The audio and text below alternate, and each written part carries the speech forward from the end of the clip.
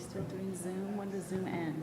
No. No more Zoom, just Did it end live like YouTube. Last meeting or two? Did it? She's on Because her it's way. like, I know we voted not to do it, but was it, Confident. like, I thought maybe we were on a contract for a certain time. No, because we didn't want, Cut it.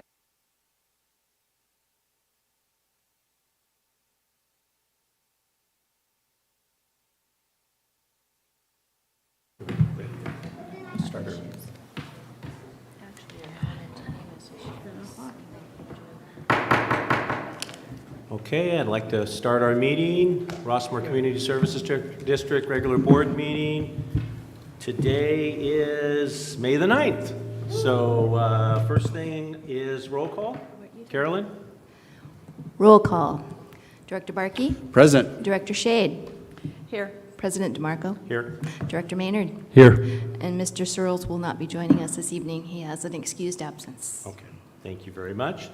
The next is our Pledge of Allegiance, and it will be presented by the Girl Scout Troop Service Unit number 105.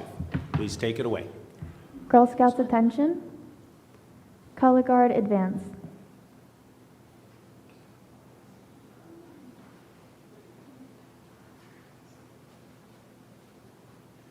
Take your time.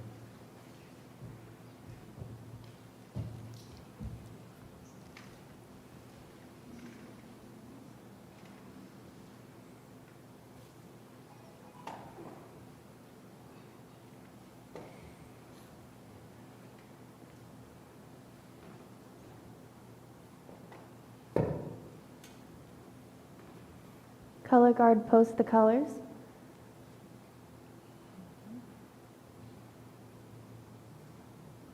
Color Guard honor the colors. Please join us in saying the Pledge of Allegiance. I pledge allegiance to the flag of the United States of America and to the republic for which it stands, one nation, under God, indivisible, with liberty and justice for all. Color Guard dismissed. You may take your seats. Thank you. It's not yet. Thank you very much. I believe they're all part of the Arbor Day celebration. Okay, Much of it. thank you for that. All right, next up, we have recognition of sponsors for our 2023 Arbor Day event. Girl Scouts, don't go too far. I want to recognize you. Just a minute, don't leave yet. So our sponsors, we had a great Arbor Day, and I'd like to thank all of our sponsors. Rossmoor Homeowners Association, Youth Center Volunteers, the Boy Scouts, West Coast Arborists, H&H Nursery, Ricardo Nursery, the Rossmoor Women's Club, and I'm told that Bev Rigney is here, and Sue Goldberg. Can you come up to the podium? And I'd like to thank the Girl Scouts from Los Alamitos and Seal Beach. Can you come up to the podium?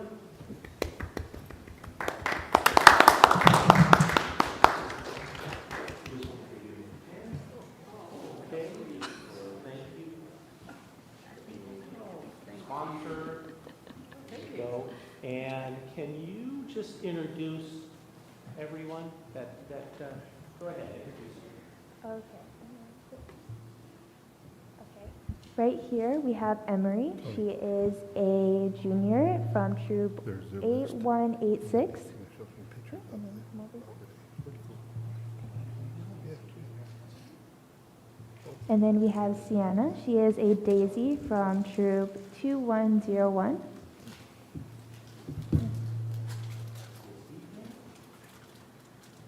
And next we have Gold from Troop 8186. She is a junior.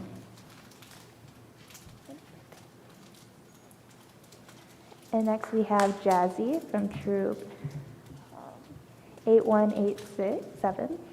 And then she's a brownie. Next we have Apollonia. She is a brownie from Troop 8187. Next we have Eloise. She is a brownie from 8187. Next we have Marley. She is a brownie from 8187. Next, we have Elliot from 8187. She is a brownie. Next, we have Lena. She is a brownie from 8187.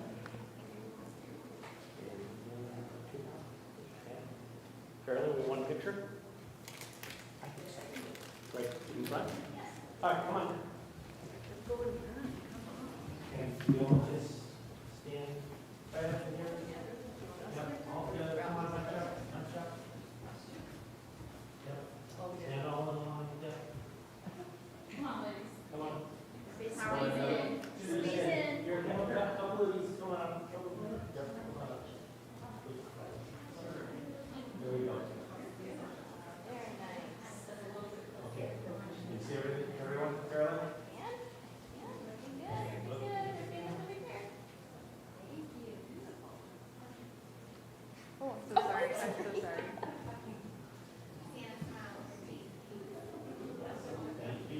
Joe, you want us to run? Yeah, sure. Can you run the pictures from Arbor Day?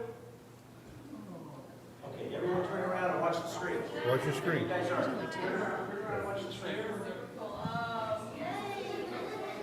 Is that it? Oh, there's another one. That's it. So that's it. That's it. That's it? Okay. That's, all right. Thank you very much. Yes, it was a collage.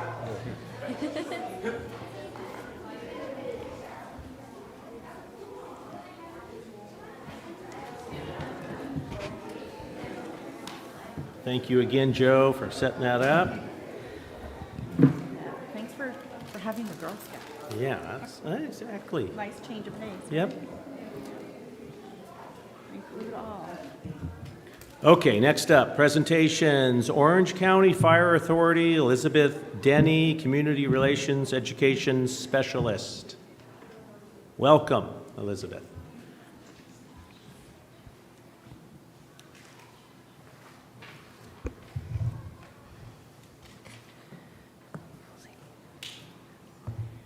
Hi, everyone. Thank you so much for taking the time out to have Orange County Fire Authority present today. We just wanted to remind you, as the weather's warming up, just some safety tips related to the water. So we'll kind of just dive right in.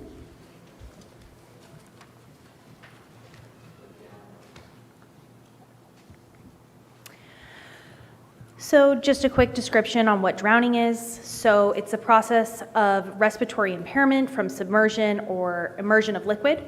That's from the World Health Organization. So we've got two different drowning outcomes, which is fatal and non-fatal. So of course, fatal is horrible, but there are a lot of horrible side effects when it comes to fatal, whether that's trauma or injury to your brain or your organs. Things like that. So for every fatal drowning, there are 5 calls for non-fatal that end up in the emergency room. So definitely a prevalent, unfortunate call that we do get when the seasons warm up. So drowning risk factors, a lot of different factors, are looked at when it comes to these calls that we get. It does show that 80%, according to the CDC, of drownings that are fatal are male. And, ethnicity as far as, different neighborhoods that have lacking of resources, ages, we do see a more prevalent amount of drownings between the ages of 0 to 4 and then over 50 years old. Of course, then we'll kind of address the lack of supervision, lack of barriers around pools, and then swimming abilities. Those are what our campaign really, speaks towards and tries to raise as much awareness, the ABCs of water safety. And then, of course, special needs. So children who are autistic are drawn to the water, and so we do see that also being a consistent theme when we're looking at these calls within our county. So drowning is the leading cause of accidental death for children under the age of 5. They can drown in under less than 2 inches of water. That's just enough to cover their mouth and their nose. In 2020, the number of drownings in Orange County was 95. So we look at that number, we can see that 27 of those incidents were 0 to 4, and then the 26 the incidents were over 50. Of course, the range of 5 to 49, it consists of the rest of those calls. So, you can see that, every single, drowning is the great equalizer. So, across the board, does not matter the age, we do see, it affecting everyone. So it's consistent and relevant to all individuals who are entering the water. When we look at drowning, our county statistics a little bit further, we can see that the ocean and the bay take a large portion of those calls and are leading in that. So when we're looking at the ocean bay, that is usually our older youth and our young adults. However, you can see the backyard pools as well as community pools. That adds up to be around 50%, 50 of those calls. And that's going to be our younger adults who we find, in those pools, as well as our older adults that are in community pools as well as backyard pools. And again, we contribute a lot of those calls to the lapse in supervision, the lack of barriers that are around pools, medical issues, and intoxication for our older adults. So time, we always want to remind everyone, every second counts when it comes to the water. If, your child goes missing or a grandchild goes missing, we want to make sure that we always check the water first. The timetable, every 20 seconds, a child can become fully submerged in water, meaning that their lungs have filled up with water, they've sunk into the pool. In 30 seconds, an infant can lose consciousness. Within a minute, adult becomes fully submerged. 2 minutes, a child loses consciousness. 5 minutes, brain damage sets in, and then 10 minutes, brain death can occur. So again, that 5 to 10 minutes is where we're seeing those non-fatal, but serious injuries, and then 10 minutes gets more fatal, and obviously more critical as well. So those ABCs, super important. We just want to remind our communities, active supervision. Barriers that are around our pool and classes are how we're going to educate and make sure we're doing our part to stay safe this summer. So active supervision. So we are always big proponents on assigning a water watcher when you have children that are around the water. So that is a designated adult that is a sober adult. They have the ability to swim and the confidence to swim. They watch the water at all times. They take a 15 to 20 minute rotation just to keep alert, and that avoids any kind of tasks or distractions that could distract their attention away from the water. So they are being intentional as to what they're doing. They're watching the water. Again, a lot of these calls are because of a lapse in supervision, where the bystander rule sets into place. One adult was thinking that someone else was watching the water. They, in fact, were not watching the water. Everyone's on their phones, and someone gets submerged, and unfortunate things happen. So we just want to remind everyone, make sure that water watching role is clarified, especially when we're in group settings and there's multiple distractions at play. Supervision's important. Again, just to reiterate, we want to make sure that we're keeping our children safe, with that supervision. We want to, listen, use all of our senses while we're watching the water and observing, and also, making sure that we're educating our older children as well as, what our intentions are, and making sure that they're also learning safe practices. Barriers are super important. The 2017 Safety Pool Act required 2 of the, on the second point, you could see the several different barriers as examples. The 2017 Pool Safety Act kind of requires those 2 out of the 7 safety features required for the sale of any home. So a lot of our homes come with these, but we always want to encourage, throughout the whole year, you might not use your pool facilities, but as those seasons are warming up, we want to make sure that we're maintaining those and we're checking those. We want to make sure that the pool, the gates, the self-latching fences, gate alarms, all of those things are in working, functioning condition. Oftentimes when a home is purchased, It'll go through those routine inspections, and then oftentimes we don't check in and make sure that all of those technologies are working properly and functioning as they should. So, just a friendly reminder to check all of those different factors, those barriers. Add-on barriers. You never can have too many different safety covers, different things to put in your home and implement that. And then, of course, the new technology, staying on top of that. There's a lot of different ways to, consistently make those areas safer. Classes. Want to make sure that we, learned and we put our, children and our adults through swimming lessons. Swimming lessons are not, limited to any age. So we encourage you that if you are not a confident swimmer, you want to enjoy the water, that you refresh on your swimming lessons. There's a difference between our recreational versus our survival swimming lessons.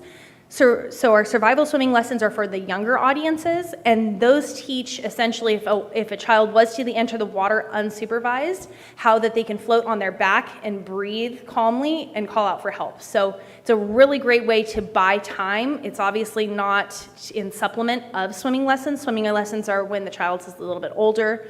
But that is a life-saving tool that can at least get the children confident in their swimming, in their ability and comfortable being around the water should there be an emergency. And obviously, teaching them not to be in there unsupervised. Again, teach and enforce those pool safety rules.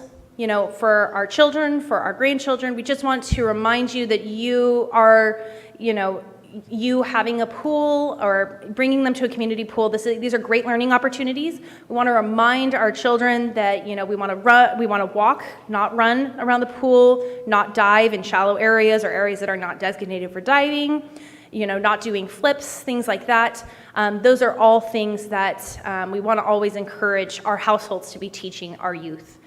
And then learning CPR, AED, first aid classes. They have family classes. There's a lot of different resources out there that are available. It's always a great thing to have and to learn, especially when it comes to summertime. And then, of course, learning and practicing those rescue safety techniques in the event someone was to experience drowning. So, pool safety, no such thing as a completely safe pool. We want to make sure, most drownings in children ages 1 to 4 occur in pools. Looking at more statistics, 69% of drownings of children under the age of 5 were not expected to be near the water. 80% of those drownings, the child was last seen safe in the home within 5 minutes prior. And then 66% of clinicians don't know that drowning deaths are more common than toxic ingestions as well as firearms. So we're seeing that this is very consistent. It's a very common injury that is resulted in those really young youth. So again, just want to make sure that there's constant supervision, especially when we have a pool, within distance, and that those barriers are in place. Drain safety. Always important. Way back when a cap was required to enter the pool, maybe some of you might remember. Nowadays, everything is, everything goes. However, we do always want to encourage that, long hair gets tied back. We remove anything that is dangling that could tangle up or tighten while we're swimming. And then, of course, avoiding anything like, loose clothes, things like that. Install those compliant safety drain covers, the automatic shutoff systems. Of course, know where your pool and your spa shutoffs and how to turn those on and off. And of course, educate your older youth as well. So all of your members of your family, as far as your older youth as well as the other adults should know how to turn on and off those spa pumps in the event there was an emergency. Those are often things that we overlook when we have a pool at our home, but everyone should be educated on how to operate that pump. Flotation devices, very important. There is no supplemental device or object other than a life vest. We encourage the U.S. Coast Guard approved life vests. Life vests, before there were different alternatives. different floaties, the water wings, different things like that. We've completely done away from that. We are only stressing that, the U.S. Coast Guard approved life vests are, what we should be wearing in any open water, regardless of age, regardless of comfortability. Obviously, if you're not a strong swimmer, that we, wear those as well.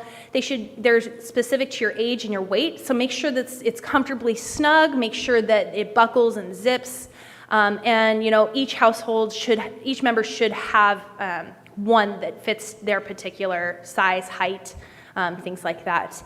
And then obviously we want to not just bring it to an event. If we're in open water, if we're outside, we want to make sure that we are wearing it, as well as bringing it. Beach safety. Rossmoor is located just hop, skip, and jump from the beach. We all love to take advantage of, that beach, during the warm weather. We want to remember that there are rip currents and how to handle those if we were ever to be swept away by a rip current, which we'll kind of talk about in the next slide.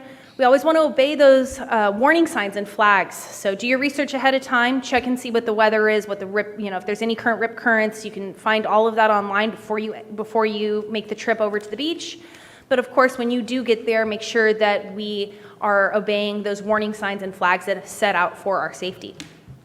Keep small children and inexperienced swimmers within reach, of course. And then, if you're using a boogie board or a surfboard, make sure that that leash is on for your safety as well as the safety of swimmers around us, and that we're using those in the designated areas. And we want to choose to swim near a lifeguard, and we never swim alone, and we never use a lifeguard as a supplement for an active adult supervision. We want to make sure that those are those additional barriers that we have, not only the lifeguard, but we also have that active adult that is consistently watching your party in the water, and that they're being safe. So those rip currents, revisiting that, we want to make sure that we stay calm. If we are swept away, we don't want to fight that. We want to conserve our energy. We want to swim to the side, either side of the rip current to get out. If you can't escape, tread water to stay float on your back, and of course call for help and assistance.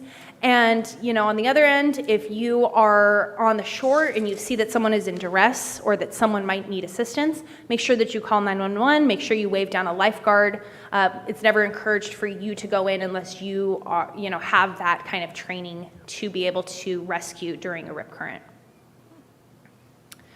Just a friendly reminder again, it's not just pools, it's not just beach, it's any kind of open water, the rivers, streams, lakes that we go and we vacation to, any kind of boating activity, water sports, as well as close as our nightly baths.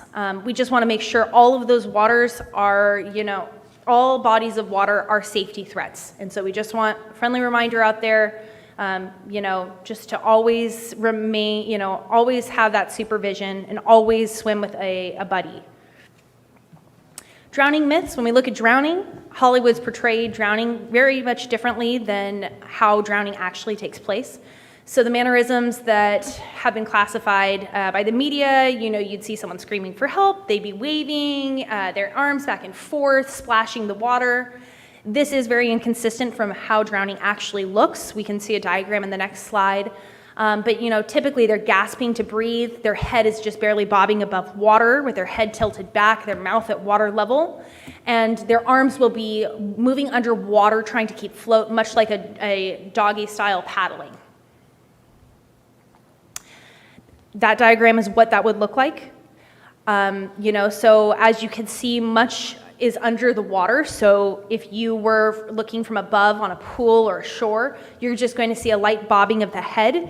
Chances are you will see that their eyes are in duress, but that they're gasping. So we just want to make sure that we're not looking for the stereotypical drowning and more of a consistent, realistic look of what drowning looks like.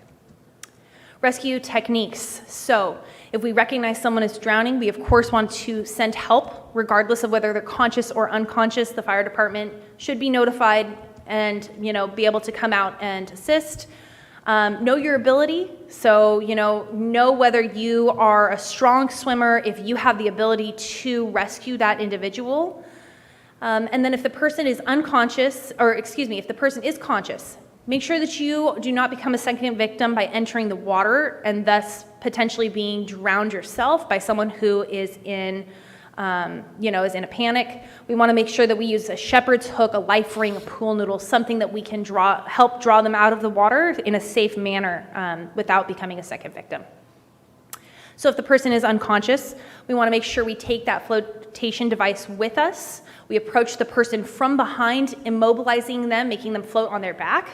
And then we use that flotation device to draw them to the shore, to the edge of the pool, and we take them out of the pool, if we have the ability to, or we call for help and we get them out of the pool. Once out of the water, we make sure that we call 911.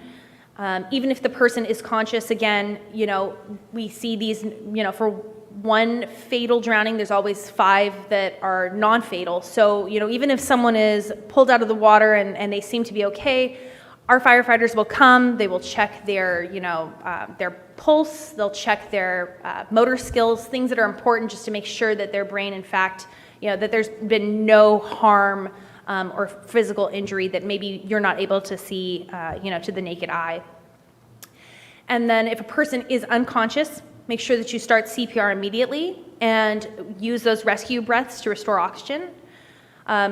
Recently, hands-only CPR has become very big, and essentially we've taught that other than drowning cases, you're able to use CPR without using those rescue breaths. But we always want to remember that when there is drowning, that person needs oxygen, so those rescue breaths are critical. So we want to make sure we incorporate that into our CPR during that. Finally, just our top 10 safety takeaway tips. Don't just bring that life vest, please wear it when you go. Know where you're going, do that research ahead of time with those rip currents, different things like that. If you're going to a friend's house, know what those pool barriers are, who's gonna be there, how many adults are going to be able to be water watchers. Do your research. Stay dry when the waves are high, steer clear of the pier. Swim near a watchful adult. Don't fight the current if we get pulled into a rip current. Yell for help while you still can, if you are in duress, if you do need assistance.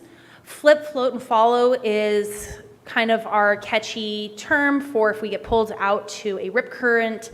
We want to flip on our back, float, conserve that energy, and then of course follow that current and then get out as soon as we can.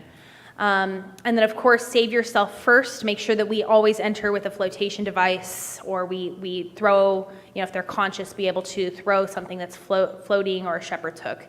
And then, be a water watcher, be a consistent, dedicated adult, being mindful that there are children's lives that you are, in fact, in charge of when you are a designated water watcher. Remember, water's a great equalizer. It does not discriminate against any household. It's dangerous regardless of where you are, when, how old you are, anything like that. Drowning is fast, it's silent, and it's preventable. Just because you can swim doesn't mean you can't sink. So we thank you for your time.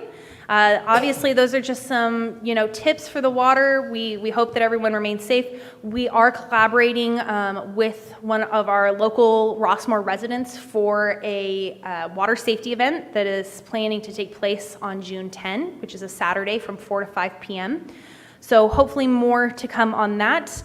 And then we'll have water watcher tags, and as well as more water safety information. So again, thank you all for your time, and we hope that you have a very safe summer, and hope to see you on that June 10th date. Thank you. Thank you very much.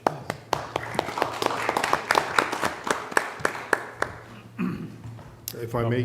Yes, go ahead, Joe. President Marco. Elizabeth, thank you very much. There was a resident that made contact with us, and she was passionate about water safety. She has 3 little girls. They're here at the park. They did our butterfly garden, and she is coordinating with Elizabeth to put that, just a discussion and education to the public. So that'll be on June 10th, right? Thank you. Thank you for doing that. Thanks, Joe. Okay, next, any additions to the agenda? No, all right, let's move on to public forum. Joe, don't have any? You have some to read? Okay, so if anyone wants to speak, after Carolyn reads the ones that were emailed, you can come up and speak if you'd like. But Carolyn, go ahead. What was sent to us? Well, we have several pickleball comments we're going to save for agenda item H5, but I Okay. do have one additional one from Maureen Waters, Okay. wanting to know if our CSD has even contemplated the license plate readers. She read a story about how a car thief was caught driving through Seal Beach, and she thinks it would be a great idea. Okay, thank you. Anyone else? Comment? All right, I'll close public forum. Move on to, I'm sorry, come on up. Yep, Oh, you want to wait? you can, it's up to you. No, go ahead, you can come up, sure. Sorry. Just state your name. Hi, my name is Lisa Keats. I live on Hedwig Road, across the street from the tennis courts. Okay.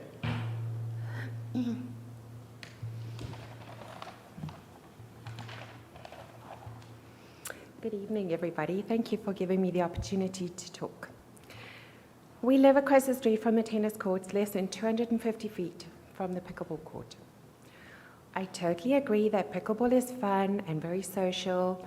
I've played a few times myself, and I do understand what it's all about, and I'm not against it. The issue is that when you all go home after you've had fun playing, I am still exposed to the noise of everybody else playing, and I would also appreciate my home to be peaceful and quiet, just like yours. And that's how everybody's home should be, a place where you can find refuge away from the daily noise of stress. The popping noise of pickleball can clearly be heard inside my house, and it's outside my home. Mr. Mendoza came over to my home during the trial in the summer, and he acknowledged that the noise of pickleball can be heard inside my home. The noise mitigation blankets are not working. It doesn't even cover half the court. We could clearly hear it when even 4 people are playing, and today there were 4 people playing at 5 o'clock. We cannot relax and enjoy sitting in our backyard over the weekend. It's really unfair for you to allow pickleball in our peaceful community at the expense of those that live around the park. I have sent a few emails to inform you of my concerns. I've never received a reply. I'm not sure if anybody actually read it. We love this neighborhood. I have 3 children in this school district. My son will be writing finals soon. Imagine him sitting at his desk trying to concentrate with the pickleball noise in the background. I really hope you make a decision that will benefit the whole community, everybody. Let's do this right, build a proper facility with professional sound mitigation, follow the advice of the sound engineer, build a facility for the community to enjoy that doesn't diminish the quality of life of others. And I'm very happy to have you over to my home so you can actually hear what I do. Because I've had so many people arguing with me, but they've no idea what it's like to actually be exposed to all of that. Thanks. Thank you.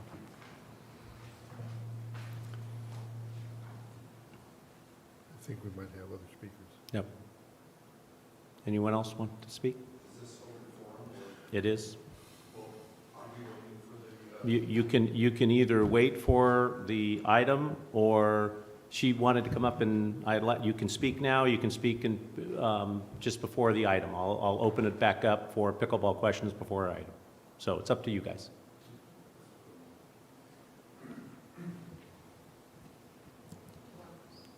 Yep, thank you. Thanks, Rob. Thank you.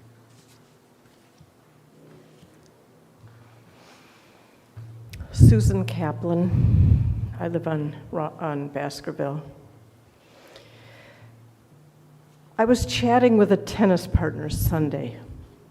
I told him that only one pickleball foe showed up at the Parks Committee meeting last Tuesday, and that the general manager reported that few tennis players expressed dissatisfaction with the pickleball on the courts. He had a wry smile which confused me. I asked him what he was thinking. He said it's clear to him and other tennis players that it's futile to fight pickleball at Rossmoor Park, that it's obvious that this board has preordained that pickleball will be on Court 1 permanently, and that efforts to oppose this are clearly a waste of time. His comments made me reflect upon this sham process.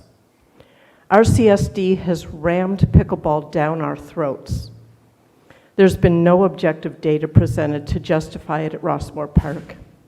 Instead, many problems have been raised, but our CSD has been dismissive of all objections. What have the tennis pros, the regional and national pickleball advocates, the USTA representatives, and Bob Unitich, the hired sound mitigation consultant, all independently stated? Pickleball should not be placed adjacent to tennis or homes and needs a separate, dedicated facility. Instead, look what's happened. Our CSD tried to claim that putting pickleball at Rossmoor Park was simply operational and up to the discretion of the general manager. The board members argued last summer, this is all taking too long. It's no big deal. This is just a game. When the neighbors filled the meetings with opposition, they were labeled as whiners who deserve noise. After all, they chose to live on a park. Pickleball equipment was brought to a board meeting to demonstrate the loud and annoying sounds created. Tennis players talked about the culture clash of placing pickleball next to tennis and the impactful loss of one of the 4 courts. Others fought to replace the loss of our tennis pro of 35 years. I recall the backlash as one speaker who had the gall to pass his 3-minute allotment was chased away from this podium by turning off his microphone. Yes, at one time there was a tremendous tennis community effort to raise these important issues, including the palpable threat of lawsuits. Our CSD offered the empty solution to put up signage. Surely civilized Rossmoor residents would obey signs. Of course, pickleball players played on tennis courts and during off pickleball hours, despite your signs. So tennis players lost a court and a tennis pro and got the short end of the stick when forced to play next to the noise and rowdy banter of pickleball players. And our CSD lost $24,000 a year in tennis pro revenue by not acting on a replacement, and continues to lose revenue from many who must play tennis elsewhere, including myself, because of reduced court availability and noise avoidance. And what is the latest spin? Tennis players look very happy playing alongside pickleball. The tennis community is fine with pickleball at Rossmoor Park, and there's been next to no negative feedback. And what is the truth? An average of a little more than 2 pickleball reservations a day, occasionally times of 3 court use, that have led to multiple voiced and written complaints by tennis players forced to be exposed to the cacophony. Tennis players and neighbors demoralized by the noise, the impaired access, the being ignored. Meaningless average decibels, logs that tell nothing about the extremes in the evening hours when courts are full and background noise is less. And now we face an extended pressure test with extended nighttime hours, 7 days a week. I feel that my tennis friend's reaction is understandable. Why waste his time? He knows our CSD is on a mission to give pickleball to the vocal minority, that the outcome is a foregone conclusion, that our CSD will continue to disregard any opposition and change the rules of engagement to fit their narrative. He can only shake his head on hearing that the board is about to vote to expunge the data from the first 45 days of the pressure test because it fails to show demand. He knows our CSD has demoralized the neighbors as well as his tennis friends. As a pickleball player himself, he knows that players aren't coming to Rossmoor because the Seal Beach Tennis Center is where they actually want to play. But he knows our CSD will forge ahead anyway. If none of what I have said gives those of you sitting upon Mount Olympus any pause, if none of this causes self-reflection and even an ounce of remorse for dividing this community the way you have and stripping us of a voice, then I guess you can relish in your cynical posture and pat each other on the back for crushing and demoralizing the community you serve.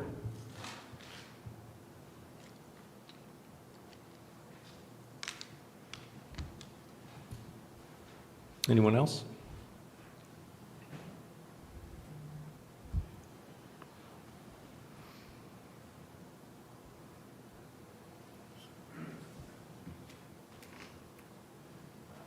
When the board decided a 90-day pickleball trial would be a good idea, they had at their disposal all the objective data that would tell them at every turn the negative impact this would have on the community.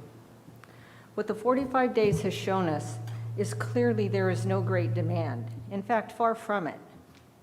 Reservations are decreasing, and clearly Rossmoor pickleball players are not abandoning their favorite pickleball haunts in Seal Beach and Long Beach.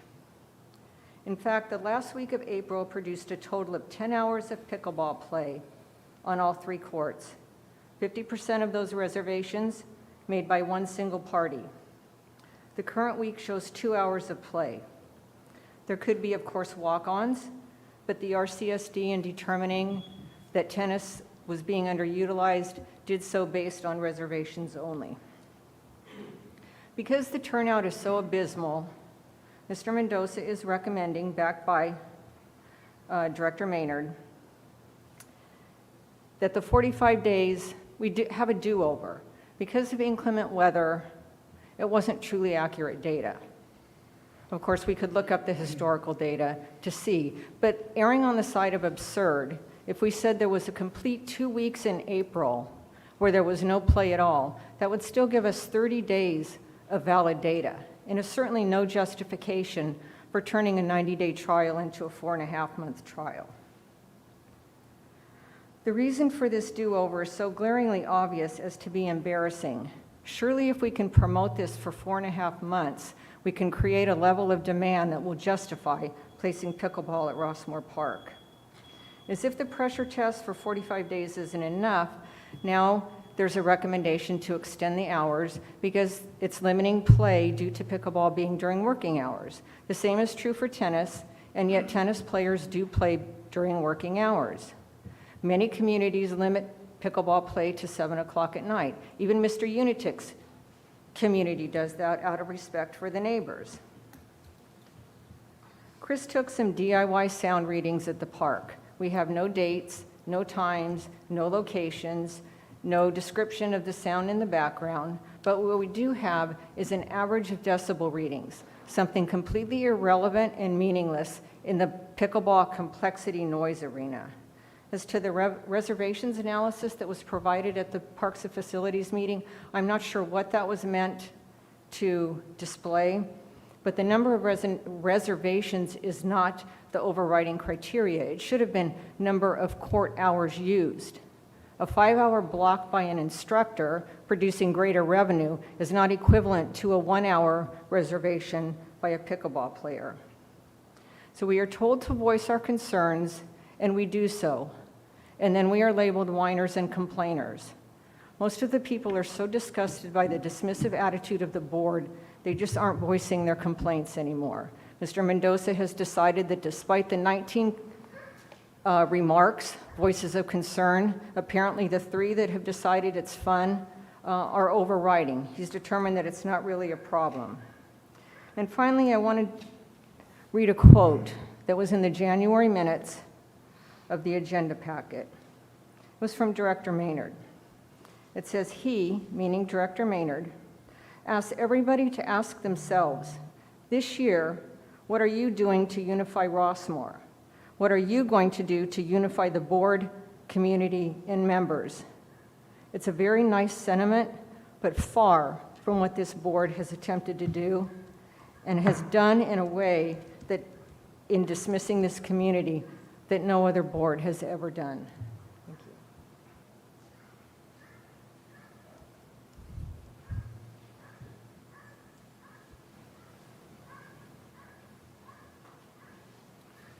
you. Rob Kaplan from Baskerville Road.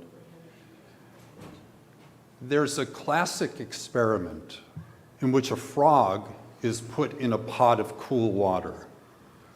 And the temperature of the water is gradually increased, slowly over time. And the frog is not impressed by it, not alarmed by it, and stays in the water and continues to enjoy it. And eventually the water gets hot enough that the frog is boiling and dies. And the contrast is, if the water starts very hot, the frog will jump out and not get hurt and injured and not die from this.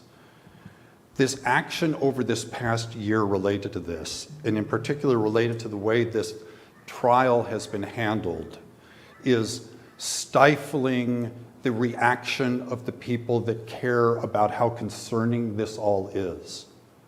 There are not as many people coming from the tennis community anymore. As Sue mentioned, people are feeling this is hopeless. People are feeling it is futile to bring up concerns. That's a bad marker of the vitality and health of a community and of the board that represents it. Please, before the water gets to boiling for us, before we have a true destructive breakdown of our community, of the neighbors around Rossmoor Park, of the tennis players, of the people who care about doing things the right way, please stop the increasing pressure of the pressure test. Please stop it from becoming a water torture. Please reflect on this rather than just adding on 7 days a week of full hours of this experiment. Stop. Restart over again on this. Listen to what we're saying. Think about the people that are really affected by this, and don't just move on as usual. Thank you. Thank you. All right. I see no one. President DeMarco, Yep. Ms. Kaplan asked if she can speak for Victor Pedrosa since he's not here, but that's not allowable. No. If at the time of our He can send report, some. or if he shows up late, he can talk Yep. during the report. Yes. If he can send, our policy is you have to send it in by 3 o'clock and Carolyn will read it. Okay.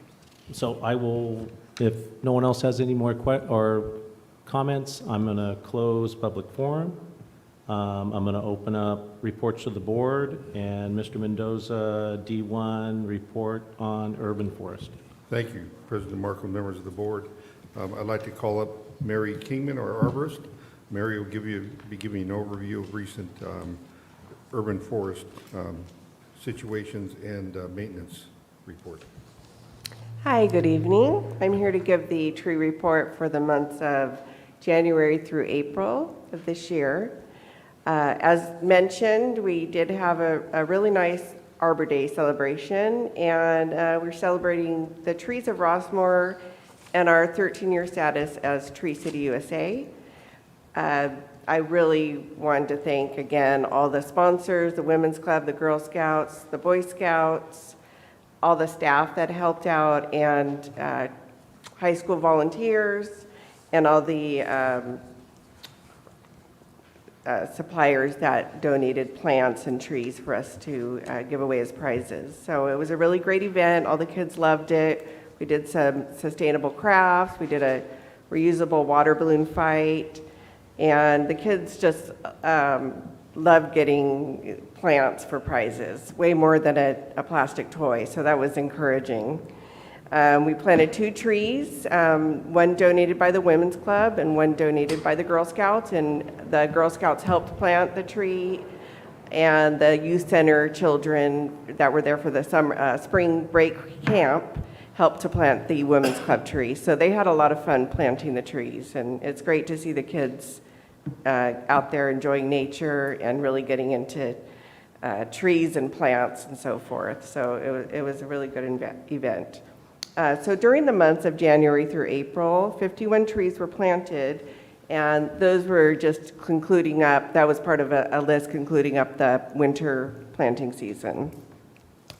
50 trees, mostly in Rossmoor Park, were pruned by district contractors, and that was due to safety or clearance issues, and during the weather that we had there earlier in the year, there were a lot of broken limbs in the parks due to that weather and tree growth.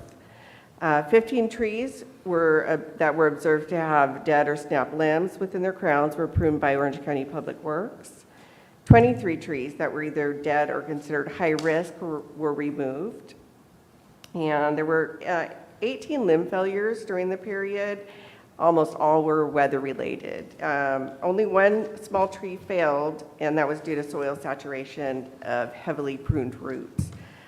So considering the amount of wind and rain we had, that's actually pretty good that we had 18 limb failures, because there were trees down, I was seeing on the news, trees down everywhere, and there were no, the only damage we did have was at Rossmoor Park. One of the big limbs fell on the tennis court fence, and so it did damage the fence there. There were 93 resident service requests during that period, and that was it. I also wanted to point out that the RCSD free mulch yard at Kempton Park has been really popular, and that's going to be open this Saturday from 9 to 11. It's a great way to get your plants ready for the warm season coming up. If you can get some mulch over your soil and around your plants, that will conserve water.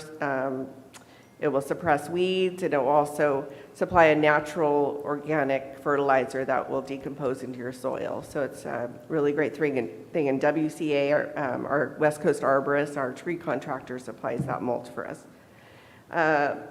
And the tree department and staff also recently completed, and maintenance staff completed trimming of the overhanging trees on the Rossmoor wall. The tree department and maintenance staff also assisted in planting butterfly gardens here at Rush Park and at Montecito Center with the help of the preschool children. And that was another really fun event with the kids all getting involved in planting.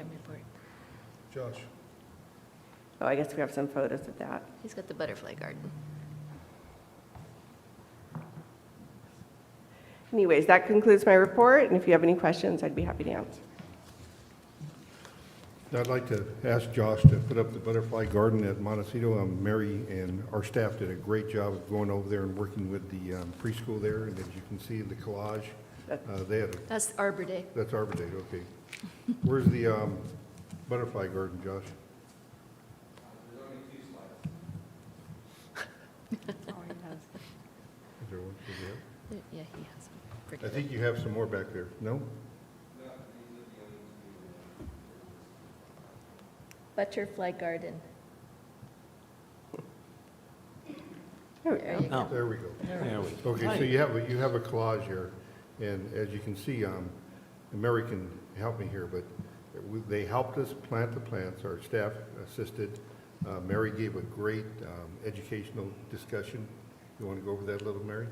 Yeah, I just told the kids about pollinator plants and the importance of them, and the importance of butterflies and hummingbirds and all the different insects that can help to pollinate different plants, and it's great for our environment. And they seemed really excited, especially considering how young they were. They were really excited to hear about the plants and to just help get them in the ground. And the parents also enjoyed it, I believe. So it was a great experience. What was really cool is how many worms they found. Yeah, they were really excited about finding worms, and I told them how important the worms were to the soil and how good worms were. So that made them happy. Where was this planted at again? This was at Montecito Montecito, Center. yeah. Yeah, there's a little planting bed Yep. in front of the building. So you just cleared that out like you did out here? Yeah, we cleared it out. And, That's a great yeah. idea. Yeah, so hopefully you get to see it soon. Just so you know, when the caterpillars come, they don't just, they'll attach themselves to everything, including windows, walls of the buildings.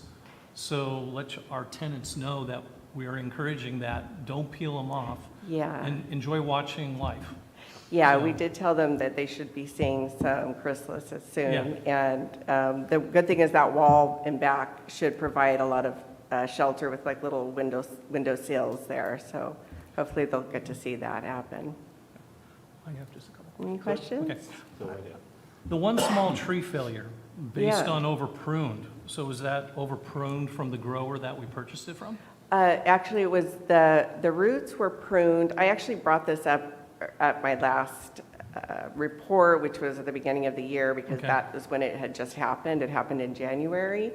And for what it looked like the roots were pruned to accommodate some artificial turf that was being installed. Oh, so you believe the homeowner or their The landscaper contractor, or something? Okay. Yeah, and the homeowner likely did not know about it. It wasn't pruned right up next to the tree, but when I looked at and assessed the situation, it looked like that was probably what happened. Now, I've heard about the mulch program. This is new since I've been on the board. Yep. Meaning, coming back, so basically, people come and you give them mulch. I back up my truck, you fill up my truck You with only mulch. get 2 bags, right? Oh, okay, so that's a different thing. That's like what you're talking about is the compost Oh. giveaway, and that's through the CRNR. So that's a different event that they do here at Rush Park. This is just tree mulch. So when WCA, they cut down, prune a tree, they chip the material into a chipper, and then it goes into a big truck. And then, so whenever we need more and they're local doing tree work, they'll come and just dump it. They just dump the whole big truck into the yard there. So there's a big pile right now? Yeah, right now Okay. the pile has diminished because it's popular. So the mulch I got, I think 2 months ago, has more than halfway gone. So I need to get some more after probably this last. So if anyone ever summer. sees mulch, just come and take it. Yep. 'Cause the, Well, it's on designated days. It's only on the And designated it's day, behind the the gate. Saturday, oh, it's second, behind the gate, Yeah, okay. we have- second and fourth Saturday from 9 to 11. And you have to bring your own containers. And I recommend paint buckets, storage bins, plastic storage bins. Bags don't really work because it's tree bark mulch, so it's kind of sticky, so it can break the bags. So cardboard boxes, anything that can withstand that. And we have pitchforks, so you don't need to bring a shovel or anything like that. Pitchforks work way better. And yeah, and it's when I have worked the yard, it's nice because the community's talking to each other and talking about their gardens and getting the mulch. So it's a nice way also to kind of bring the community together. Does mulch work on indoor plants too? I wouldn't put them indoor, yeah, just because, it's kind of big for what usually are indoor plants, which tend to be a little more delicate. So it's probably a little bit too big. And also, because it's an outdoor product, you might get some insects in there, which can be good, for outdoors. In your house, okay. I But got not it. in your house. That's all I have. All right. Any other questions? No? Okay, Thank thank you very you. much, Mary. All right, next report, monthly traffic safety update. Mr. Mendoza. President DeMarco, members of the board, we had an outstanding Traffic Safety Committee meeting on April 20th. We had in attendance was Wei Zhu, the senior civil engineer for the County of Orange Public Works Traffic Investigation and Studies.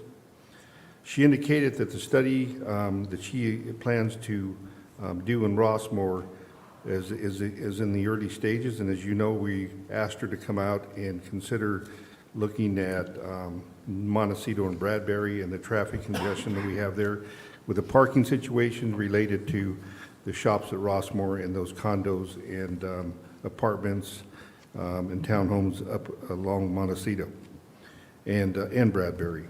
I want to really emphasize that she was very, very positive. We had discussion, and I'll go over some of the issues that were brought up. Concerns raised were not being able to see around cars that are parked too close to driveways and corners, cars not moving often enough and parking for days at a time, cars impeding the trash pickup and street sweeping services, speeding, additional housing causing more congestion, angled parking impact on aesthetics to the neighborhood. We talked about possible studying an angled parking possibility, and she's looking into that. And then having to park further away from your home if the parking spaces in front of your home are taken and your visitors are visiting you, they have nowhere to go. Suggested remedies: a parking permit system, license plate readers, pushing back on Seal Beach for the use of shopping center parking lot, no overnight parking, ticketing instead of warnings, and the possibility of contracting permit issuance and maintenance to the city of Los Alamitos. So that discussion I'm having with the city manager of Los Alamitos on whether or not that is even a possibility, and he's willing to meet with me and at least discuss the situation. Why Los Alamitos? Well, let me jump in there. So, so we had as Joe mentioned, we had a great meeting, and certainly the last several years of Zoom meetings with Wazoo, again, you get what you get via Zoom. You get a much different rapport when you have the person here, and it was a very good dialogue. You know, going to the angle parking, the committee wants to, since they're doing a study, we wanted to give them all options as to mitigate parking. So we had questions for her, and the angle parking came up. How many parking spaces, if we just did the Seal Beach side of Montecito, what would that look like? Can you give us a picture? How many spaces would it add?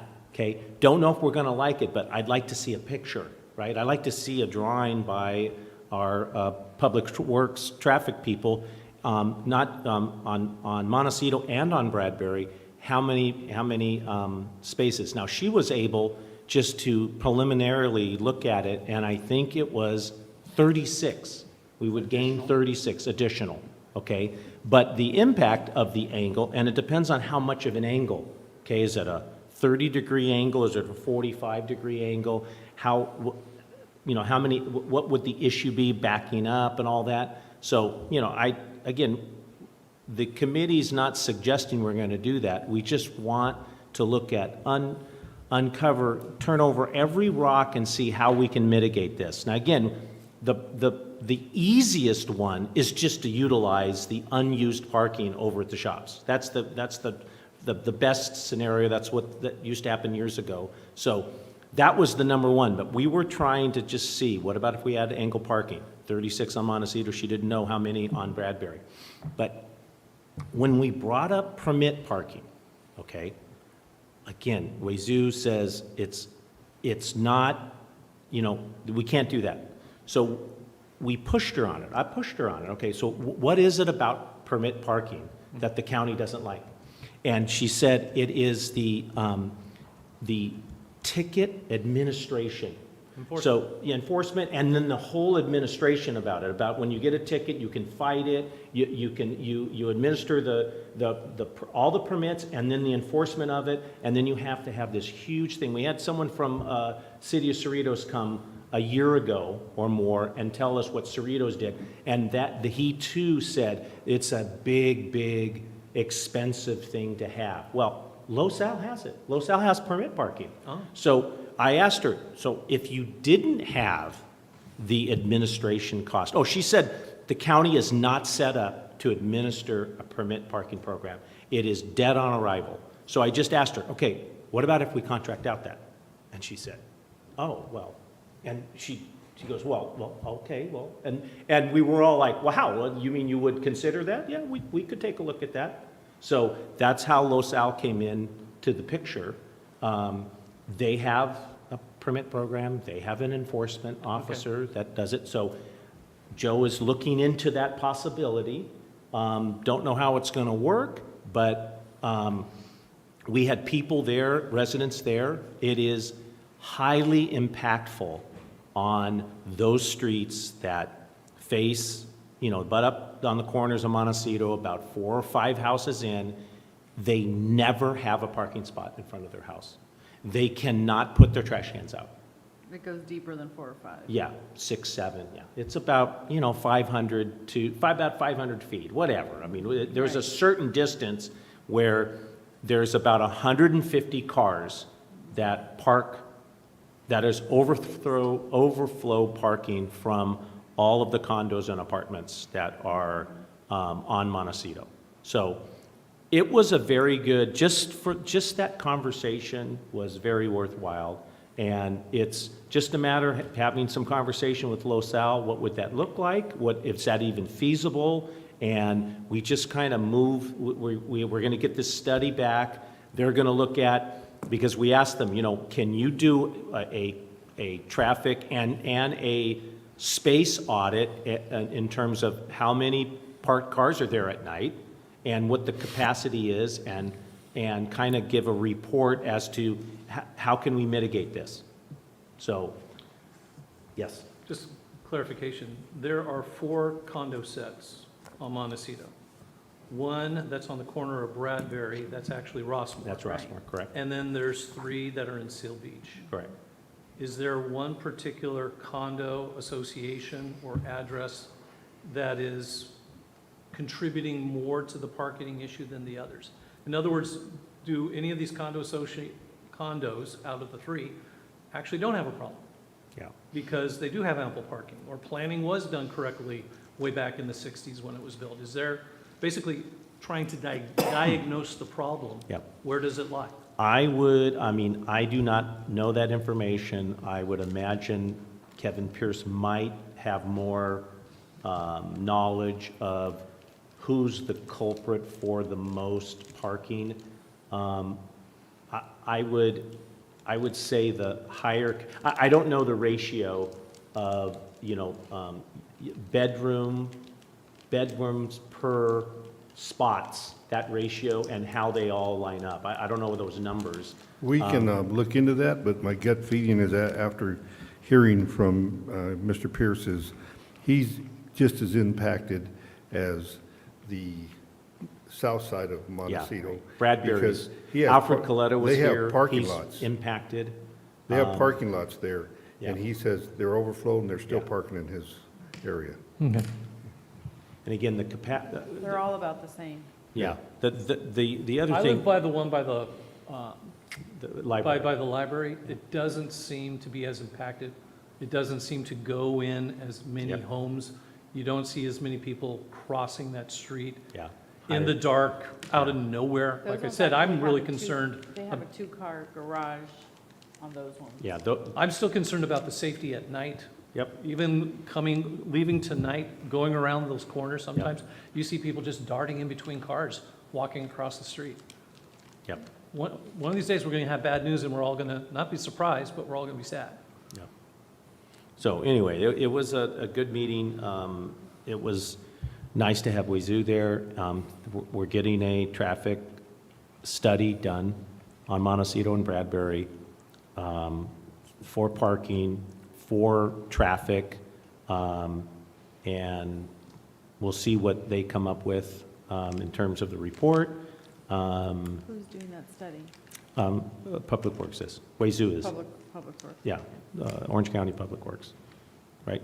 Yeah, if I may, I want to really commend Andrew Doe's office for helping us work with the traffic and safety engineer and that department. They made contact, and we all had some phone conversations, and the Public Works is very open, and they're spending quite a bit of money on this traffic study. Yeah, I They're- think it was- They hired a consultant. Yeah. I think And that- so it'll be done probably sometime in the fall, but between now and then, like I said, I've made contact with the city manager of Los Alamitos. We've had a discussion. We have a meeting coming up, and he's open to the concept, and even on a trial basis or just discussion, I'll be bringing it back to the board. Yeah. Okay? That and the street sweeping sign installation. Ms. Zhu informed the committee that Phase 4 of the installation is set to begin May 1st, which was a couple days ago, and will be completed by May 12th. That's Phase 4. Once that's completed, Phase 5 will begin, and they're hoping to be done by midsummer. Yeah, midsummer, and then Summer, okay. at that time, they'll start issuing parking tickets. At the meeting was, of course, our chair, Tony DeMarco, Director Nathan Ciros, our captain, A.J. Patella, Kevin Pierce, Ralph Vardabedian, myself, Carolyn, and Wei Zhu. And Dr. Jerry Friedman was also there from the Los Alamitos School District, and he was very concerned about some of the discussion they were having about implementing some road revisions and traffic measures along some of the schools, especially with his Rossmoor. Yeah. Yeah, so he took notes. Oh, I'm Yeah. glad you brought that up. So just to share information, again, Wazoo's bringing back, so not only is she hearing from the traffic committee, she's hearing from the community. So there was, Joe's mentioning Rossmoor Elementary, the traffic in the morning and in the pickups, complaints. So she's taking a look at it, and an idea, this is just an idea that I believe she's going to bring back to show us what it would look like is, I mean, I kind of chuckled at it, but I don't know, I'd like to see it, but having traffic circles at Bostonian and Montecito and Shakespeare and Montecito. The corners. Yeah, those corners, so having the, Are you serious? yeah, having the constant, I don't think they would work. Okay. You'd have to But- see it. I will yeah. keep an open mind, Yes, but that's, yes, again, a I don't know, rotary. I don't know how you cross, and I asked, how do you cross? There's a bunch of kids there in the morning. You got- Seems dangerous. Yeah, it seems dangerous, so. It- But again, she's looking at, if you're telling me there's a problem there, I'm giving you how we solve them elsewhere. right. So, and again, I think the discussions that Joe has been having with not only Doe, but the Public Works, where we just want this line of communication to, here's the issue, give us, thoughts so we can, as a community, come up with solutions to mitigate some of these problems. So that's where we're at. And like I said, it was a very, very good meeting. So, any other questions? Anything else, Joe? No, thank you. I did talk with our new captain about Wallingsford exit. So there is a parking restriction, a morning parking restriction, 7 a.m. to 9. And the reason why is for all of us leaving for work, and then all the school drop-offs leaving. And for many weeks, there was no enforcement, and I just want to say that I saw a sheriff parking person there, and literally, I just told him tonight, literally within a day or two, there were no cars in the morning. So just want to report that there were some complaints about that. It was, very difficult to leave on Wallingsford in the morning, about 8 o'clock. And a lot of it had to do with, because it was just one lane exiting because of the parking. So, okay. Thank you, Joe. Let's move on to consent calendar. Anybody want to pull out any of these, the minutes, the revenue, discussion of manager entering contract to enrich farms, and what's that, number 3? What was that? That was last week? That's the farmer's market. Farmers Oh, market. the farmer's market, okay, sorry. I would like to pull H2 and H3. No, H, E. I'm sorry, E. E2 and E3, I'd like to pull both of those. Okay, so let's have a motion, can I have a motion for E1, our minutes? So motioned. Can I have a second? Second. All those in favor say aye.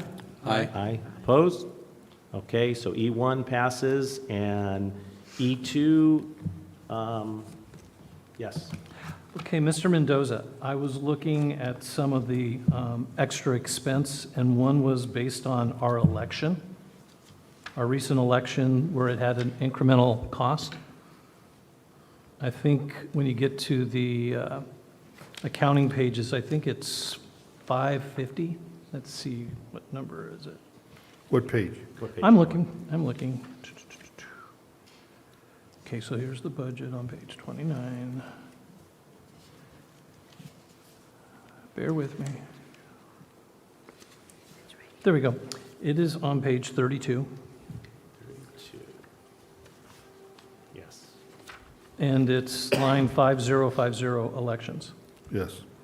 Is this something that was countywide and is affecting everybody, or did Rossmoor, for some reason, have additional expenses in our election? It's countywide, it's affecting everybody, and the explanation I received, because we fought it pretty hard, I think the last election was $8,000, and this election was 12, and we kept asking why, and the reason we were given was they were working off some grant funding, and they were able to supplement the election a couple years ago, but this year, this is what the true figures are, and they're asking us for 12,000. My stance on this is, you ask us for a room, we outfit you, we close down a building, and we lose revenue for, that period of time that you're doing elections, and I know, it's in the spirit of governance, but that's why we moved them to Rossmoor Park, because we were shutting this facility down and we're losing revenue. So we moved them to Rossmoor Park this year, and it was less of an impact. However, the bill is $12,000. I was just curious if it was something No. countywide, It or is. or did Rossmoor, for some reason, have a No. more expensive? I called someone- around to other cities, and yes, it is countywide. Okay, that was all I wanted to know. It doesn't taste good, but yeah. I just saw it there, and I was just wondering what happened in Rossmoor. Did someone contest and ask for a recount, or I wasn't aware of anything like that. So, Okay. thanks for your explanation. All right, with that, and so everything's good? Can I have a On- motion for I- E2? I motion to approve E2. Second. All right, all those in favor? Aye. Okay, E3? The reason I pulled this up is I was not on the board when we started this farmer's market, so I just wanted a little bit more detail. So this is for the Thursday farmer's market. Yes, sir. Do they pay us, or do they do it out of the kindness of their heart, or do we subsidize it? How does payment, and is there an expense associated with this? No, the way I explained it to the board the first time we approved this was I wanted to entice them to come, and I wanted to make it available to the public, and we chose not to ask for any type of reciprocation as far as a stipend or a percentage, because they're starting to get off the ground. It's been a shaky year. I'm glad, if you can see the letter they sent us was the last minute. I kept asking, are you coming back, you coming back? They finally said, yeah, we're interested, and I'm just happy that those vendors are choosing to come back. So I don't anticipate asking for a percentage like I have in the past in other cities or where I worked before, until they get established, until they get a good client base. So right now, it's a It's- partnership. We've got the space. We got the They could space. use it. Right. They come in, and it's a service for the community. Yes, sir. Okay, that's all I needed to know. And that's, again, our only cost is some labor to to help facilitate and maybe clean up a little and afterwards. And we've received some sponsorship, and I'm looking for some more. We do a kids show out there, which I would probably like to do anyway. Yep. Even if they weren't there, on a weekly or monthly basis. We do a little magician or Yeah. balloon act or whatever. And So you want to continue to do some more add-ons and maybe Right. get some sponsors or Yeah. do more community type stuff? Yeah. Okay. In the winter, people want to bring their kids out, we'll probably show a movie in here. You Yeah. know, and they'll cut the cost down because, so we'll keep some kind of programming going. Okay. Okay. Yep. No, I like it. I like that. All right. That's, I just wanted to know. okay, with that, can I get a motion from you? Motion to accept H3? E3. E3. Okay. Second? Second? All right. All those in favor? Aye. Aye. Opposed? Okay. Consent calendar done, no public hearing. Resolution G1, resolution number 23050901, a resolution of the Board of Directors of Rossmoor Community Services District approving and adopting the annual appropriations limit for fiscal year 2023-2024. Mr. Mendoza. G1. I want to thank our accountant, Michael Matsumoto, for putting this together. But as you know, we have an annual appropriations that we have to stay within, and that factor for 2023-24 is $2,717,901. And we were well within that limit, and this is a annual resolution that we're asking the board to approve and asking you for your consideration. If you have any questions, I'll be happy to answer them.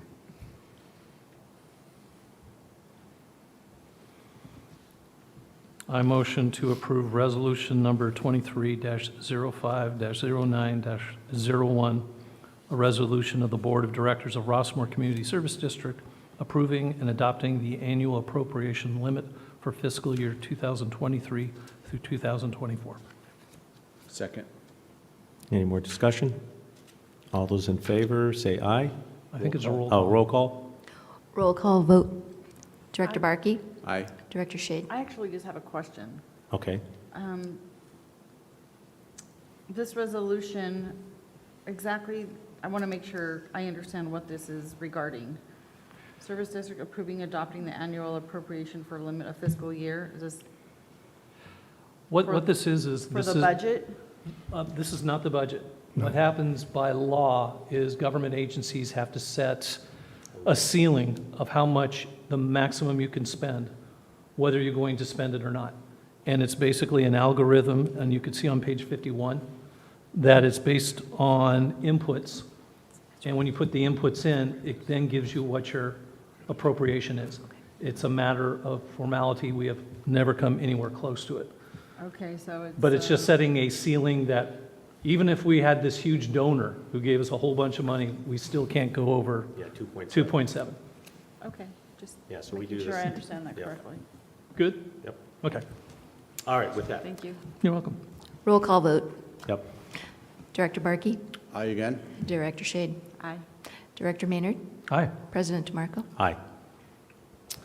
Okay, passes. All right, G2, resolution. Yes? President DeMarco, can Yep. we just hold off on G2 and 3 as we move down to the regular calendar? They are associated with Okay. reports, and we can just tie them into that report. All right, so just Yeah, let me know how to We'll lead right into that. orchestrate this. Okay, so no ordinances. We're going to go to H1 then? yes, sir. What Okay, page? so report of the Budget Committee regarding 2022-2023 estimate to close, fiscal year 23-24 preliminary budget, and set date of public hearing. Okay. President DeMarco, members of the board, I'd like to present to you a preliminary budget that we put together with our accountant, Mr. Michael Matsumoto, and I'm going to ask Michael to come up and give you an overview of that. This is a balanced budget, and I'm proud to let you know that we are in good, sound financial situation, and once again, it's a preliminary budget, and Michael will explain any changes that we are going to outline within this budget. Michael?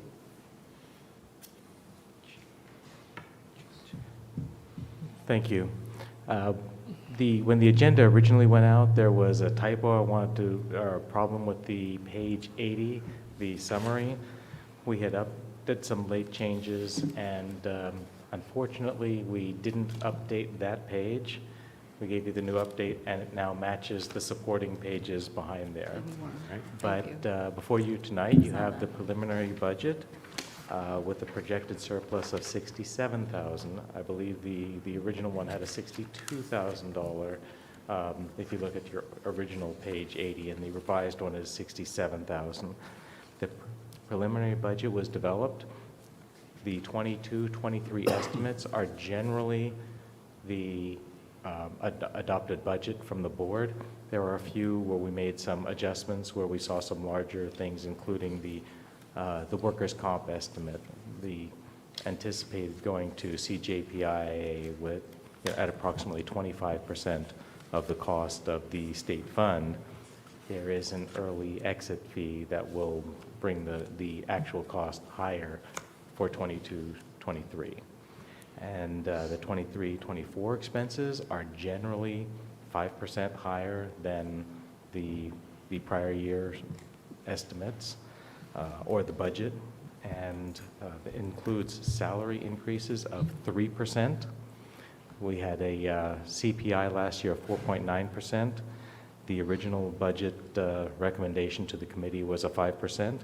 But at the request of the budget committee, or at the direction of the budget committee, we have a 3% salary increase. And janitorial supplies are currently allocated when we get the invoices, but we're not tracking the actual use of paper products.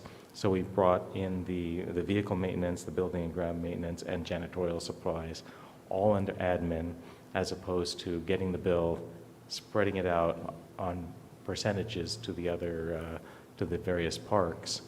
They have been moved for the 23-24 budget into admin.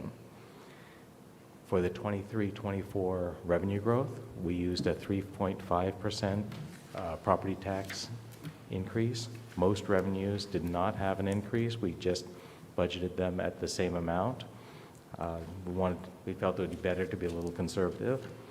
Interest, however, interest rates have risen dramatically, and we anticipate higher revenue next year. And we believe this preliminary budget is ready for your consideration for the full board. And at this meeting, you would be setting a public hearing so everyone else can look at it as well. That concludes my report. If I may, our next budget hearing will be advertised in the paper. It's legal, and we will adopt the budget. Michael, if you would please, for Director Shades, since she's new, go over page 78 and explain why our tax revenue has decreased over the years, and let her know what that chart means. On page 78. Okay, page 78. This is a schedule showing the property tax revenue from year to year. And if you just look at the totals, you'll notice that the high water mark was in fiscal year 18-19. And my question was, why would the assessed values have grown every year? I'm not sure why the revenue would have declined. I checked with the county, and they reminded us that there was an assessment bond that ended in 18-19 with a little tail into 19-20. And so adjusting for that, the revenues have grown every year. And if you look at the last couple of years, you're seeing well in excess of 4.5%. Yeah, that was the Yep. wall. We paid off the wall debt early, if people No, I think recall. it's just- Or was it this building? This Well, no, that building wasn't park. F-19. No, it was the park, I believe. No, that was, Earlier. that could have been late 19, that was 20. Yeah, I believe the last thing we paid yeah, off you was were the here, wall. yes. No, it was wall, and then it was this facility and this park, and that was on, when I was president in 2020. Yes. Okay. So, by the way, I mean, so we actually got paid to administer the debt. So, in a sense, it was income that's no longer there. And Michael was just identified that's one of the reasons if you were curious. So as you can see, we still haven't received any revenue for May, June, and July. We just recently received about $485,000 in April. And May, June, July, I think, Michael, we calculated 100,000, 80,000, somewhere in there that we're waiting on. I believe it's about 70,000 Yeah. that we'll be getting. If you look at this schedule and you look at the top of 22, 23, you have already exceeded last year's revenues, but you have zero for May, June, and July will be recorded as part of this fiscal year's revenue.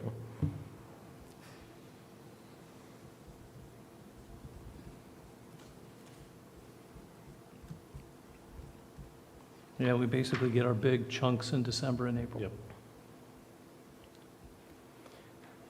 This chart will look a lot better when I probably ought to do 5 years, but we need to get past 2021 when we had the final payment on the bonds, where we had more revenues. Then you can see really what's happening with your property tax over time.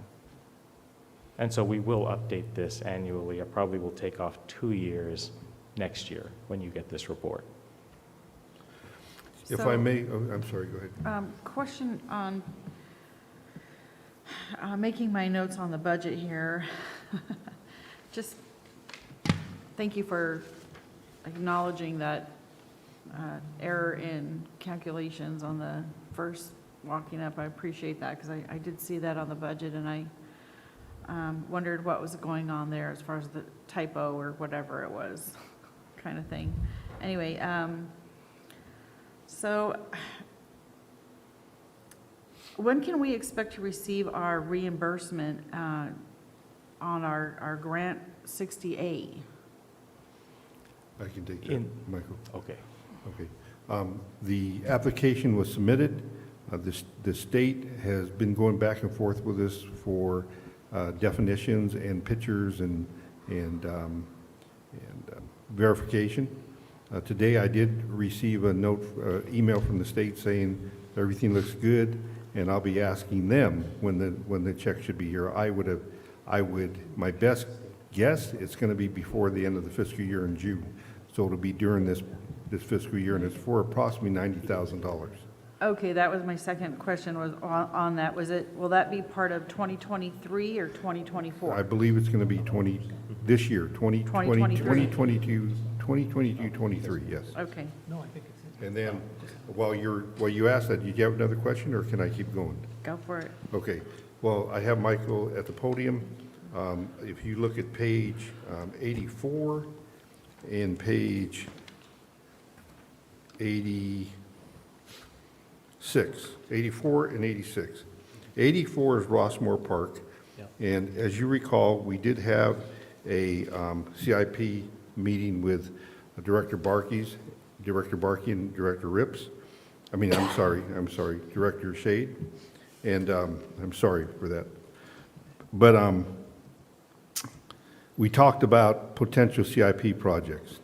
And some of the discussions during the process was replacement of exercise clusters at Rush Park, because they're outdated and they're old and people don't really use them.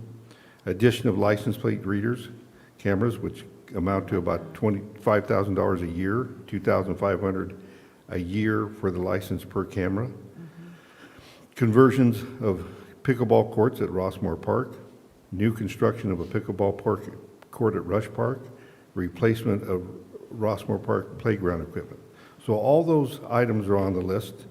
Then there's also the conversion, like I said, the conversion of the tennis court at Rush Park. Discussion took place regarding a possible pickleball court in here, which it couldn't accommodate the size of the court, and so that's not an option. Replacement again of the playground equipment at Rossmoor Park, roofing here at Rush Park, possible solar panels that we're looking into, EV chargers, which we're looking into, and tennis court resurfacing. I put that down because we did that about 5 years ago, and they're getting due, and we should probably look at the tennis courts and the basketball court resurfacing. What page are you reading from? I I'm suppose. reading, this is mine. This is Oh, mine. because I'm, It's okay. not on here. So now. I'm not alone then. The Okay. next thing now is on page 84. Thank you. On 84, Rossmoor Park, we put this in as a placeholder, the picnic shelter. That's going to carry over. It's going to be about 40,000. It's part of this Prop 68 grant. We have the money, and the plans are going to be going over the counter to the Public Works. We've been working out who's going to be taking care of what in that project, because some of it is county land, the sidewalks and the gutters and the sidewalks and the parking lot. And so we're getting close to getting a finalization on that and a cost. And then I left in there the resurfacing of the basketball courts and tennis courts as a placeholder. Okay, now that doesn't mean we're going to use that money, because later on in our agenda packet, you're going to see a place where I'm asking for your consideration in hiring a grant writing company, and there's a number of grants in there that would pay for some of this. So I wouldn't step off the curb unless we had some supplemental money to offset the cost or to completely pay for whatever upgrades we have, okay? So that on page 84, and then on page 86 is the same scenario. Is we are doing flooring in this auditorium. I have reached out to a couple of vendors to make sure that we have the right square footage and the right measurements and the right specs. I'll be doing a advertisement in the paper. It's going to be a formal bid process, and we'll be going out taking the lowest bidder, and I'll be coming back to the board for approval. I don't know if I'm going to be able to do it this fiscal year, so I'm carrying it over to this next fiscal year, which will be early summer or early fall, which will get this done. The other one is I put another, I think, $20,000 or $30,000, $35,000 as a placeholder, not to do it, but as a placeholder for this auditorium's roof. We did have a considerable amount of leaks this last winter. It was very, pretty extreme weather, but we did have some leaks. So we're looking at replacing this roof. It's time. I think it's over a 20-year span that we replace this roof. So We had it repaired when you oh, had. yes. Yeah. Yeah. several times. So, again, I wouldn't jump at this until we had some money to offset it by a grant. Sure. Okay? So those are those two CIP items. And if as we go on in this agenda report, there are some items that we'd all like to see, and that'll be based on going after grant money to make that happen. Can I just ask on the report, that line item that says from other government agencies, 115, What page? What page? that is 80? 80. Michael, I believe, if off the top of my head, that is from street sweeping reimbursement? What line item again, Joe? What's it say? Other government agencies? On what page? 115, 80? Okay, that, on the revised page, it's $150,000? Yep. Thank you, that's what I was, Yes. Oh, that's what this page is. From other Yes. government Hey, agencies. look, Yes. look, Joe Shade? it was from other government agencies, page 80? No, but Joe it's- Yes, Shade. Joe? Oh, I'm sorry. It's You the have- handout. It's on the handout. Yeah. The new- Thank you. Yeah, the update.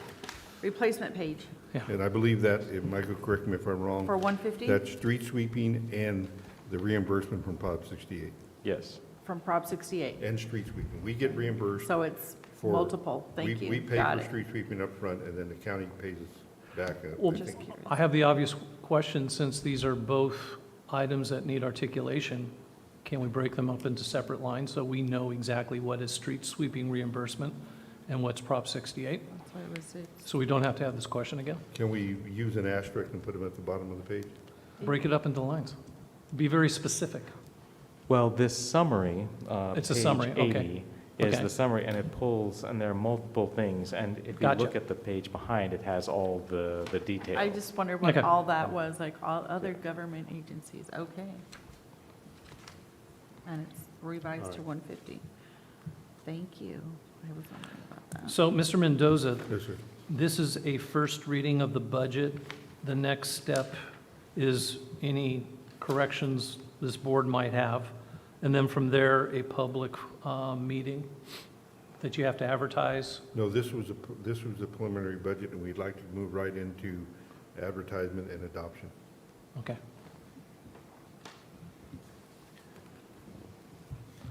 But if the board would like to make changes, if you let us know what you would like to change before the public hearing, we could make those changes before we send out the notice of the public hearing. Well, I definitely think from the other agencies on the summary page, please footnote. Other agencies.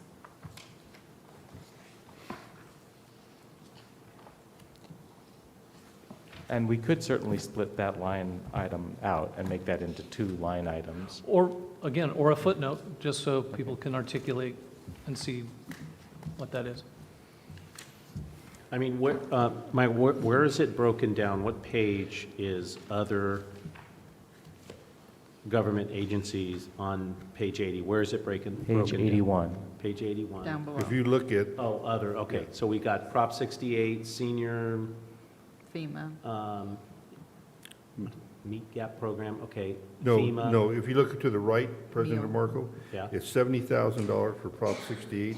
But I'm just saying, under the heading from other government agency, you have 10, 3301, 3302, Yes. all of those. Okay, got it. But some of those are from previous year. Sure, no, I understand. Yep, got it. Okay, so street sweeping, we get 80, and then Prop 68, 70. Okay, there's your 150. All right. Yeah, Michael, I mean, it's broken down on the next Right. page. Next page. Yep.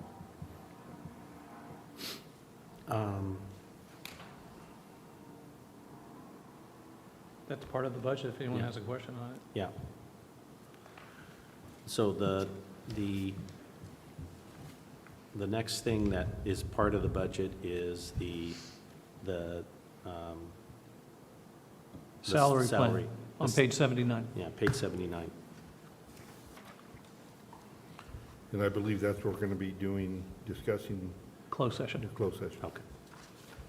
Oh, all of these? Not, Yeah. okay, Mhm. all right. All right. So, Anything else, Michael, from our meeting that, well, I know we're going to have a closed session Yep. over the salary plan okay, and other benefit stuff. Mr. Mendoza, we're still supposed to approve everything but the salary plan, since that is in closed session, Yes, and then come back with comments in direction for that. right.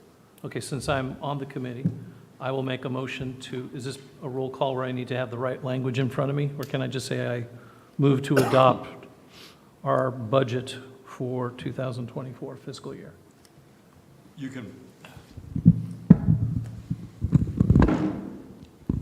can certainly make that motion, but it should be a roll call vote. Okay, there's a roll call vote, but, okay, I actually found the page so I can be official. I move to adopt the Budget Committee estimate to close in our FY 2023 preliminary budget and have our general manager set a date for public hearing. Second? okay. Any more discussion? It's roll call. Yep, okay, roll call? A roll call vote. Director Barkey, Aye. Director Shade, Aye. Director Maynard, Aye. President DeMarco. Aye. Okay. Are you good with that, Joe? We can move on? Yes, sir. Yes, sir. Thank you. Okay. All right, so now we are at H2, discussion and action authorizing general manager to enter into contract with Elite Special Events to provide services at the 2023 Rossmoor Summer Festivals. Mr. Mendoza. Let me find my page. Yep. If you're following electronically, we're on page 94. Yep. Thank you. You're welcome. I'm like, H2. Okay, President Markle and members of the board, as you know, we've conducted summer festivals for the last 3 or 4 years, and we, in conjunction with Elite Special Events.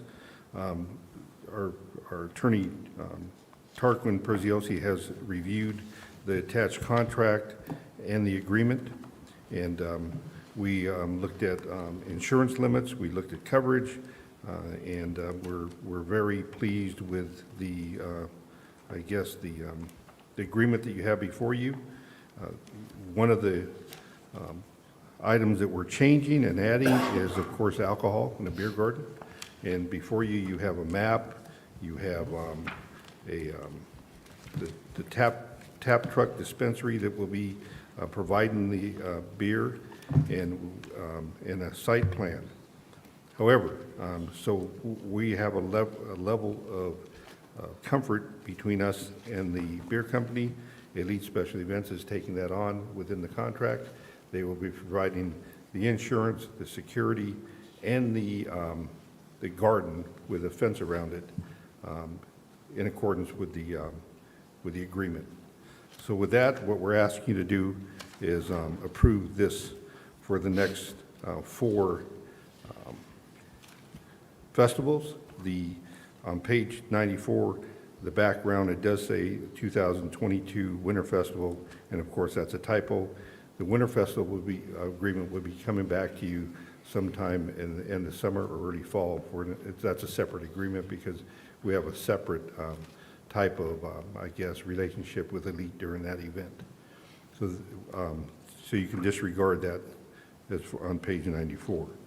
So we're asking you to approve the agreement. Of course, we have our protocols, and that's for you to approve a resolution. Which is G3. Which is G3. So we're asking you to approve a resolution 23050903, Board of Directors authorizing the dispensing of alcohol, beer and wine at the 2023 Rossmoor Summer Festivals. And again, that the onus on providing that will fall on Elite, and they will cover all the expenses, they will cover the security, and they will make sure there is a fence up around the beer garden. If you have any questions, I'll be happy to answer. This contract from Elite, question on the beer garden. Once we pay the contract, it's like they get the gravy too? Once we pay there's a small percentage that we don't have any idea how much beer they're going to sell. I doubt if there's going to be a large increment that Elite is going to see, but 15%. Elite is also taking on the cost of getting the license. They're taking on the cost of providing the security, and they're taking on the cost of providing the fence around the garden. Yeah, if I may add, the district pays no money to Elite. Yeah. I'm sorry, I didn't understand. The district pays no money to Elite. The district pays no money to Elite. You were asking if Elite was going to receive the proceeds off the beer garden. Yes. They will receive a percentage depending on the amount of beers. So we don't know what that is? No. Because we have no idea to gauge that. No. So we're tied to that no matter what they make to let them have it. Yes. With a percentage going to us. Yeah, based on There is a remittance to the RCSD. yeah, so based on page. No, excuse me, there is no remittance to the RCSD. Thank you. I thought it is on. What's this? What page? I'm sorry. Page 108. Page 108? Yeah, page 108. $4,000 to $6,000, 50% sales split. That, and in the contract, Elite will be receiving that money since we are not taking any of the responsibility or providing security They're or getting paying the for any overhead. So this is, so Elite is bringing in TAP, and Elite's getting the 15%. Just like They're they do paying the for food the trucks. contract and they're getting the Yeah. gravy. Yes. Yep. Yep. So we don't know what that's going to consist of. I think at one time when we first started our winter festivals, a gentleman from RHA was sponsoring it and did all the legwork. And I don't think it was a huge revenue booster for the RHA. It's more of kind of like it's a service, but it's also something new. This could potentially be a big chunk of change. Yeah, potentially. Could be, we don't know. Right. The difference, I'm going to compare this now to being at St. Hedwig's. The difference with this beer garden is you're not allowed to take the alcohol out, correct? Right. Okay, so Neither were they. you got to stay in that little box. Right, neither Okay. were they. Huh? Neither were they. They being, They being at St. Hedwig? Right. I can tell you that. You're designated to the little area that they have just the beer garden. It's like the I don't tent area. remember that. I can tell you, I was on the executive committee All for right, well, I can 10 tell you, years. I can tell you I I was was there. walking around. I was walking around, so. Well, I mean, it's not, it's It going to be wasn't the same police. issue we're going to have here. Perhaps. It's not even an issue. I mean, it's not a question. I'm sure we're going to have that same issue. Keeping people within the area is going to be a concern and an issue, managing that, which honestly, most people are extremely adherent to it. They understand and they get it and they know it. So, and they're happy to hang out in that area, and it depends what you have in that area to make it an area that they want to hang out in. So it's, no kids, that kind of thing. But I just question it because I think that we need to, this could be potentially a windfall for Ted. And for us, it could be, why are we giving all that money away? We've already contracted out with him and paid him. Well, no, no, that's not true. Go over the finances with Ted and, Joe, what's our arrangement? What was our arrangement last year? Our arrangement with Ted, and Tarquin's here, he helped write the contract, is Ted provides everything. Provides all the rides, all the games, all the booths. He arranges for the food trucks and the manpower, and what we provide is we provide one main band. He provides the stage and the sound. No, we provide the sound and the band. So we pay for the sound and the band like we would usually do on a summer festival. And he pays for everything else. Now, we do have some staff on hand that we would already be here to empty some trash, make sure the restrooms are clean at the end of the night, put everything away. Do we get sponsors? Yes, and we get sponsors. Okay. I think so far, we received about $25,000 in sponsorships. What were the, did we break even, make money, lose money last year? If you,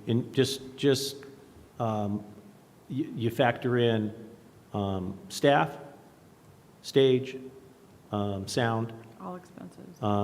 and then versus the sponsorship.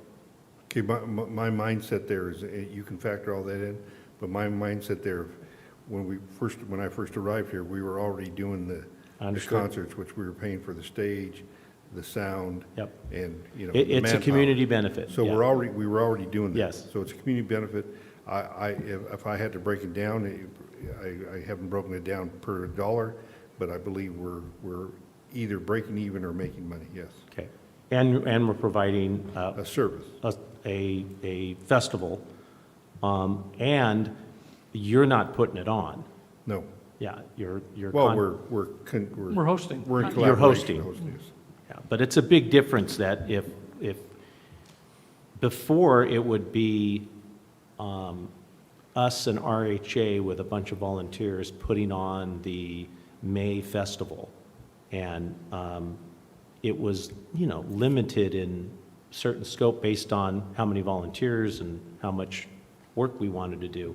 Here, it's Ted's bringing in his company, and he puts on this elaborate festival for Rossmoor, and it costs us a stage, some sound. Not stage.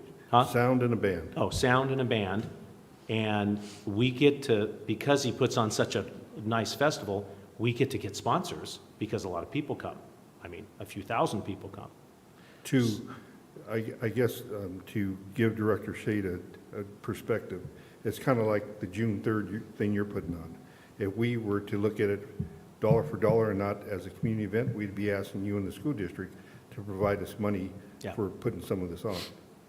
It's the same concept. It's a community I totally event. understand all of that. I honestly, I probably understand festivals better than anybody here because I've been working them for so many years. But my question was just literally on the beer garden gravy that's coming through there. Because I And- just wanted to see like, you know, okay, we're already paying him, he's already contracted. So I just wanted to No, see. but we're not paying him. We're not paying. No, we gotta say it right. We're not paying him. We're not paying him at all. We're allowing him to bring his festival on to our park. We're not charging him a thing. So he gets to make money off the rides, gets to. Right, The right, catering trucks right, pay right, him. right. Okay? Everyone pays him, but then he's got to front and pay for all the, Expenses. the expenses and, you know, bringing in for the, let's just go with the Winter Festival. He pays for all of that stuff, right? Well, the Winter Festival is different. Okay. We pay, so I'll go there a minute. We pay for the rides and stuff through him, but we collect the money Oh, for the okay, rides. so it's a We're little charging. different. It's So a little different. Okay. Yeah. So It's a quick hitter. on the summer, he's all in, we get this great grand festival that all we have to pay for is the band and the sound system. Right. Yeah. So, The reason we went to him and asked him to front the beer garden, I mean, he asked to bring it in. One is I don't want the headache, I don't want the liability, I don't want to man it and have to watch over it, I don't have the staff to do that. So he's taking all the risks. So if you look at $6,000, 15% of $6,000, I think I calculated at 900 maybe. So if he makes $900, I'm sure he's paying maybe $5 in overhead with the security guard and putting up the fence, taking down the fence, monitoring the thing. So he's taking all the risk, and yeah, might he make a few dollars? Yes. All right, well, that was just my question on there, just.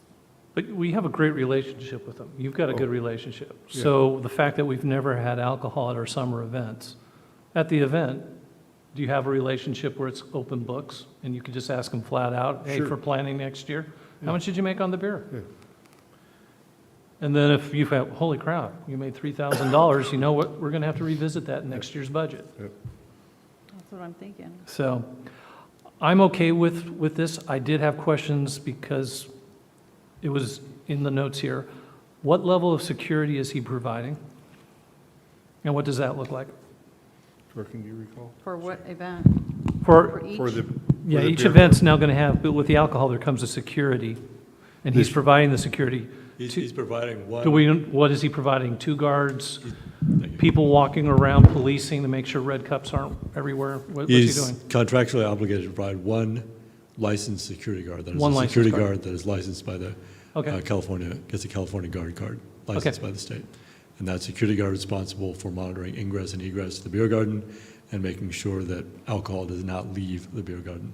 Okay, what, in the event that we're going to learn more at our first event, and let's say we find it's inadequate, are there provisions in the contract where we could call and say, guess what? One security guard wasn't enough? Yes, by implication, because we have the power to revoke the contract. Okay. So thereby, we have the power to renegotiate the contract. So after one event, if we see things that are out of line, whether it's him making too much money, but again, I'm pro-business, so I'm happy if he makes money. But if there is extra security that our staff thinks is required, we get to go back to him and say, hey, this next one, you need to step up a little bit more, or we're going to have to make changes.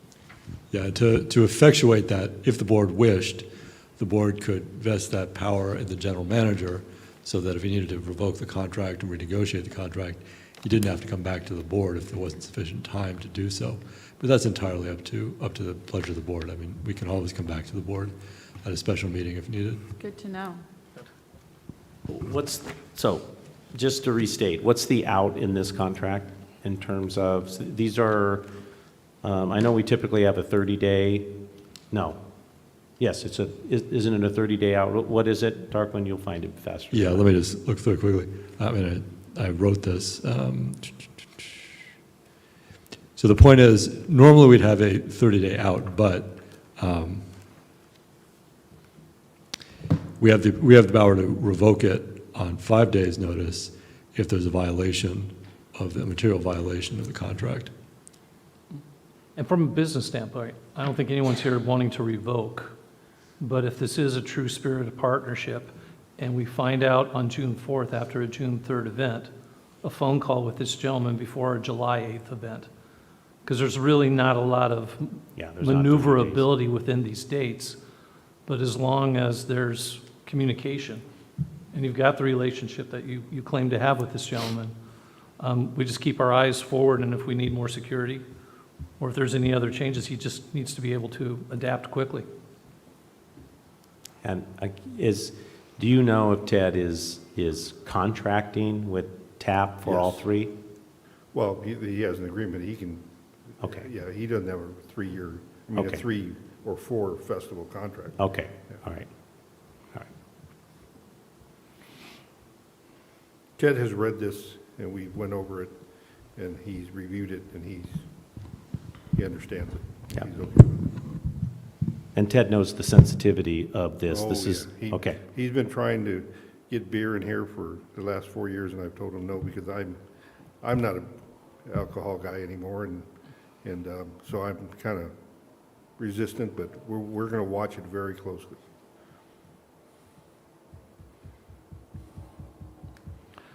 So is this tied to 2 agenda items? We've got a discussion, and there's a contract. So do we have 2 items here to move on tonight? Correct. So we have H2, and what else do we have? We have the reso, G3. G3? yes, So H2 is tied to G3. yes, sir. Is there a particular order we should Reso vote first. on these? Reso first. Resolution first. Resolution first, contract second. Okay. So again, the resolution 23050903 to authorize dispensing of alcohol, beer, and wine at the 2023 Rossmoor Summer Festival. We're asking you for a motion, and again, the contract will cover the license, insurance, and security by Elite Special Events. Why did you choose that placement, Joe, where it's at? Or did he? Ted did. Ted did? Yeah. It's a nice big placement. It's not like off in the corner. No, and it's So at least people, by the bathrooms. by the bathrooms, I didn't even notice that. I just saw it centralized, so you don't Yeah. feel like you're in drinker's corner Yeah. somewhere. And really, you know? the most of the people sit under the shade trees, Yeah. away from that area. Okay, so, all right, this is Resolution G3. Okay, back. So, do I hear a motion for Resolution G3? Move approval of G3. Resolution number 23-05-09-03. Resolution of the Board of Directors, Rossmoor Community Service District, authorizing dispensing of alcohol, beer, and wine at the 2023 Rossmoor Summer Festivals. I will second that motion. Roll call vote. Roll call vote. Director Barkey? Aye. Director Shade? Aye. Director Maynard? Aye. President DeMarco? No.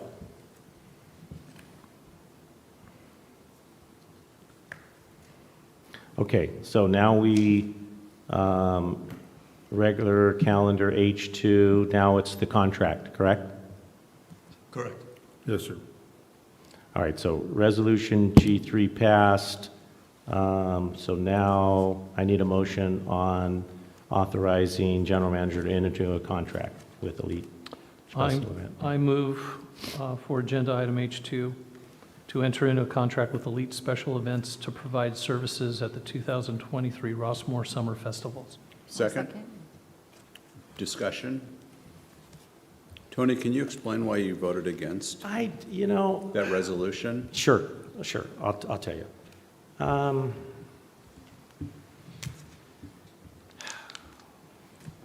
So over the years, number one, I did not want this district to, when we put on the festivals, to have beer and wine, that this district should not put on a festival and have beer and wine sales. I thought it's not the place for this district. Having a Ted's company come in and do it, I don't know. I'm on the fence. We don't really need it. We don't really need it. It's a family fun day. It draws, again, you know what, I'm not, I do not drink alcohol, okay? So I'm not against alcohol. This is like a family. I've been through these for many, many years. Ted does a fantastic job. Thousands of people come out. We don't need just alcohol. listening, we don't need it here. My opinion is. It's just your personal preference. Yes. It's not to have alcohol. Yeah, we just don't need it at our family fun. You got kids and everything. You don't really need it here. Why didn't you share this perspective while we were talking about it? I don't know. I wanted to. You know what? If you, I believe in the past, I've always been against alcohol here, always. I'm not sure I knew that or remembered that. Oh, well, I apologize. I should have brought that up. I remember. Yeah, I've always had pretty sure I've always had a no vote on our beer gardens. I didn't think, it was mainly, we had beer gardens at the Winter Festival. And again, that one kind of was just poorly run, in my opinion. And we don't need it at a Winter Festival, in my opinion. It's not, like I said, I'm not, okay, we're going to have it. Okay, I mean, that's fine. It's just, my opinion is, we should not, our CSDs. I don't feel strong one way or the other. I'm sort of ambivalent. If the community wants to have alcohol, so be it. If they don't, that's again, fine Ted too. really wants to have that. Well, of course, because he's going to make money from it, and that's fine. Yeah.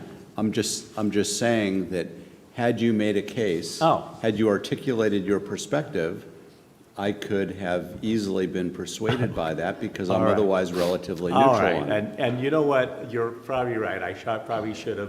I And- just and assumed you knew my position. Didn't. Okay. And then with all due respect, Yes.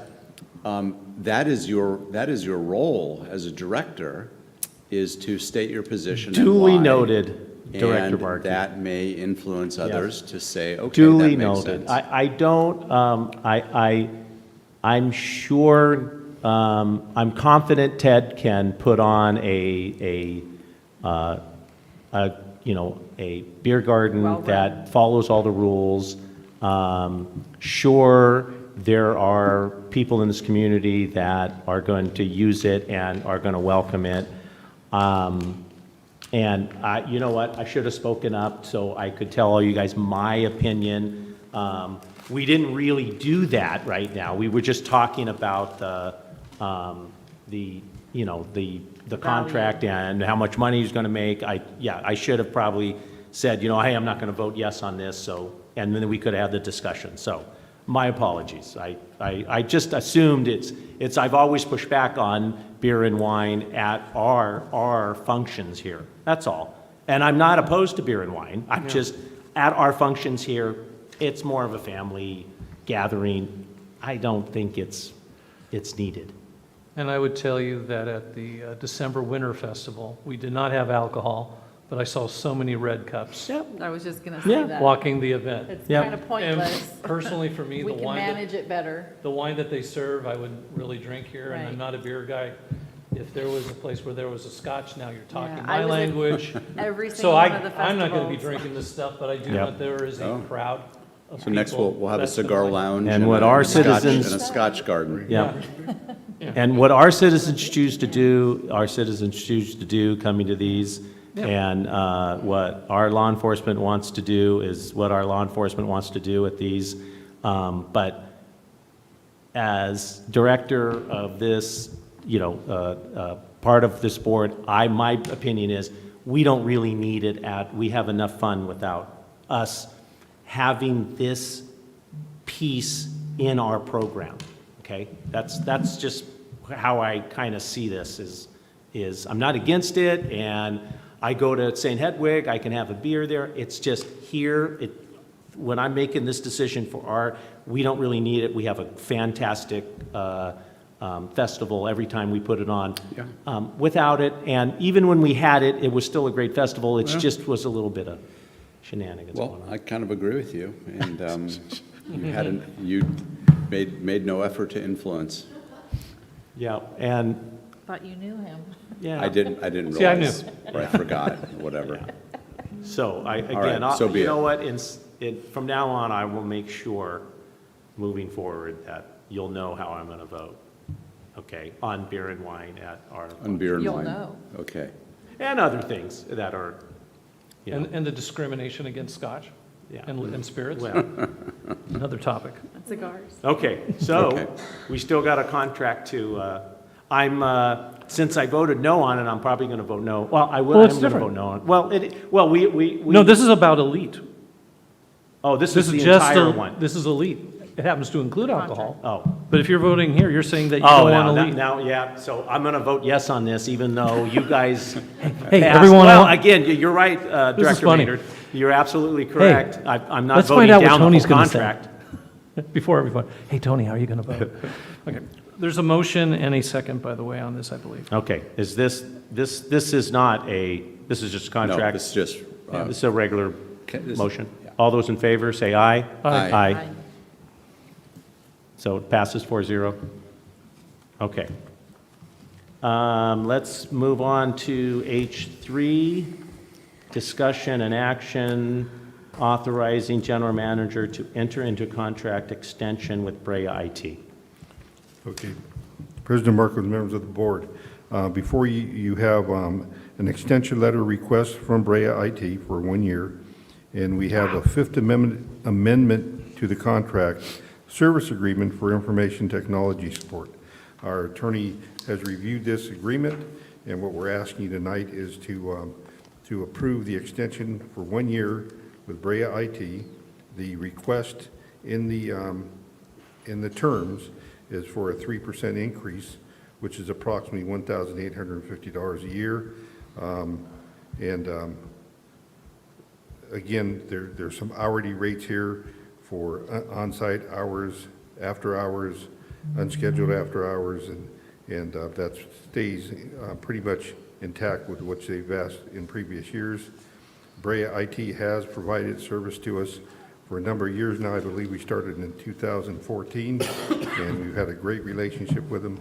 In fact, we are having some difficulty today, this last week, and they've jumped in and tried to help us in working out on some of our Wi-Fi and also our phone service. We're looking into, with them right now, an agreement with Spectrum.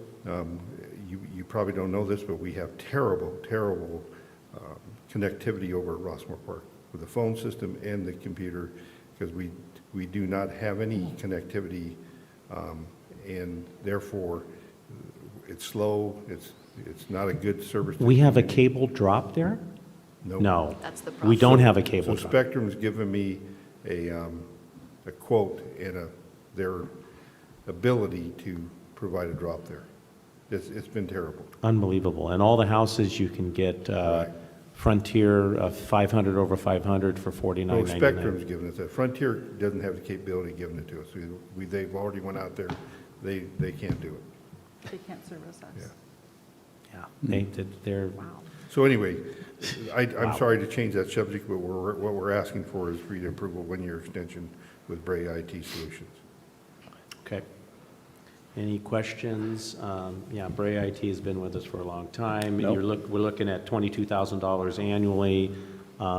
They come in and update, fix, they come on site, and then they also, a lot of remote updating and fixing and all the things that happen when you have computers in an office, right? Yes, sir. Yeah. Okay. Move approval of item H3. There you go. Any- Second. Okay, got a first and a second? Yes? I did have a discussion. It Yes. says here, under section term of this agreement shall be extended unless earlier terminated, but I didn't see a termination clause in this contract. Let's see.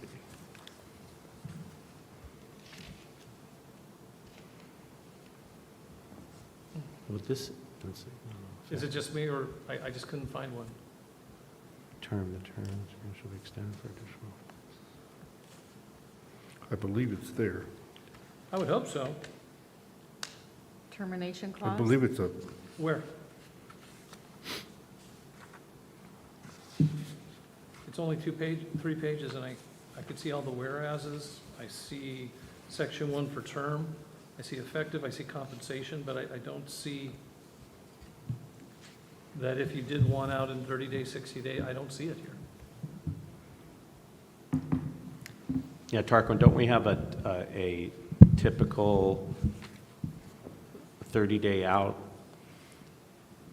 on all of our contracts? Typically, this is actually the fifth amendment yeah. to the original agreement, so we need to go back to the original agreement.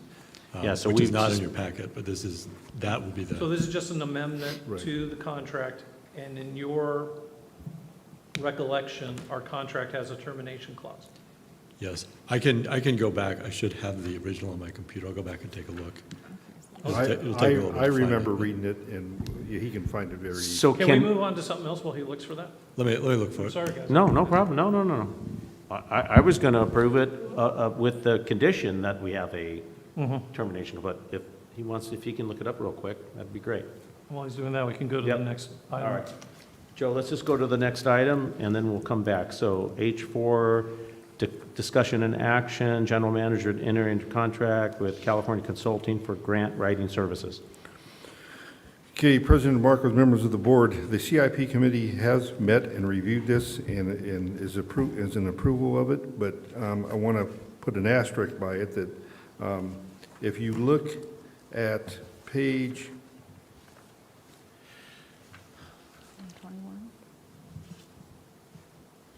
119? No, 125. There's a number of grants that Oh.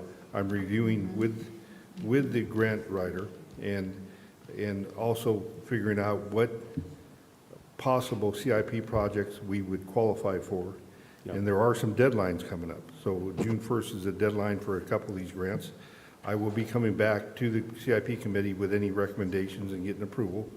But the proposal from the grant writing company, California Consulting, kind of outlines what the breakdown is in cost. So if we were to, page 119, the breakdown up to $10,000 is $1,500 in cost for them to administer the grant, and then it goes on from there all the way to over $250,000. Yeah. So what I'm asking you to do tonight is to approve this. I'm not saying we're going to use it.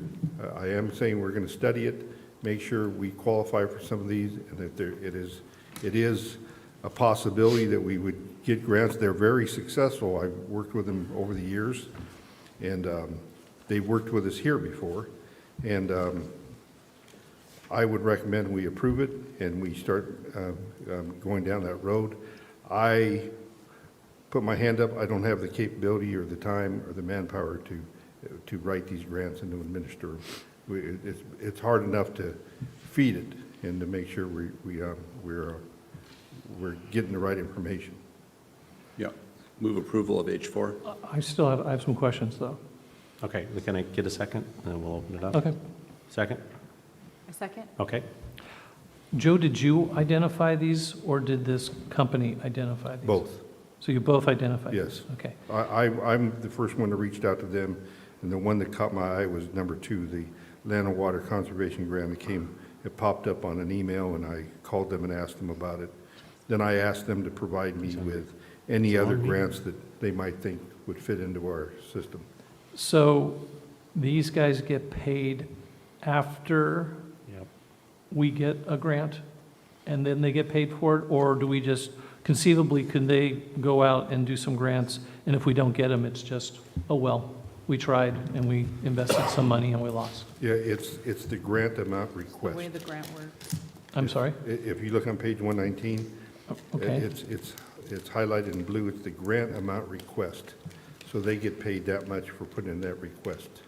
Okay, so they get And paid for the request whether we get the grant or Right, not? and then they administer it, yes. Okay, let's see, grant can be provided, okay. or it can be provided per hour. Yes. Okay, so just doing, it's about 5%. They're taking about 5%. Right. Okay, so they get us 100,000, they're cutting. But they get paid whether we get the grant or not, though. Yes. Yeah.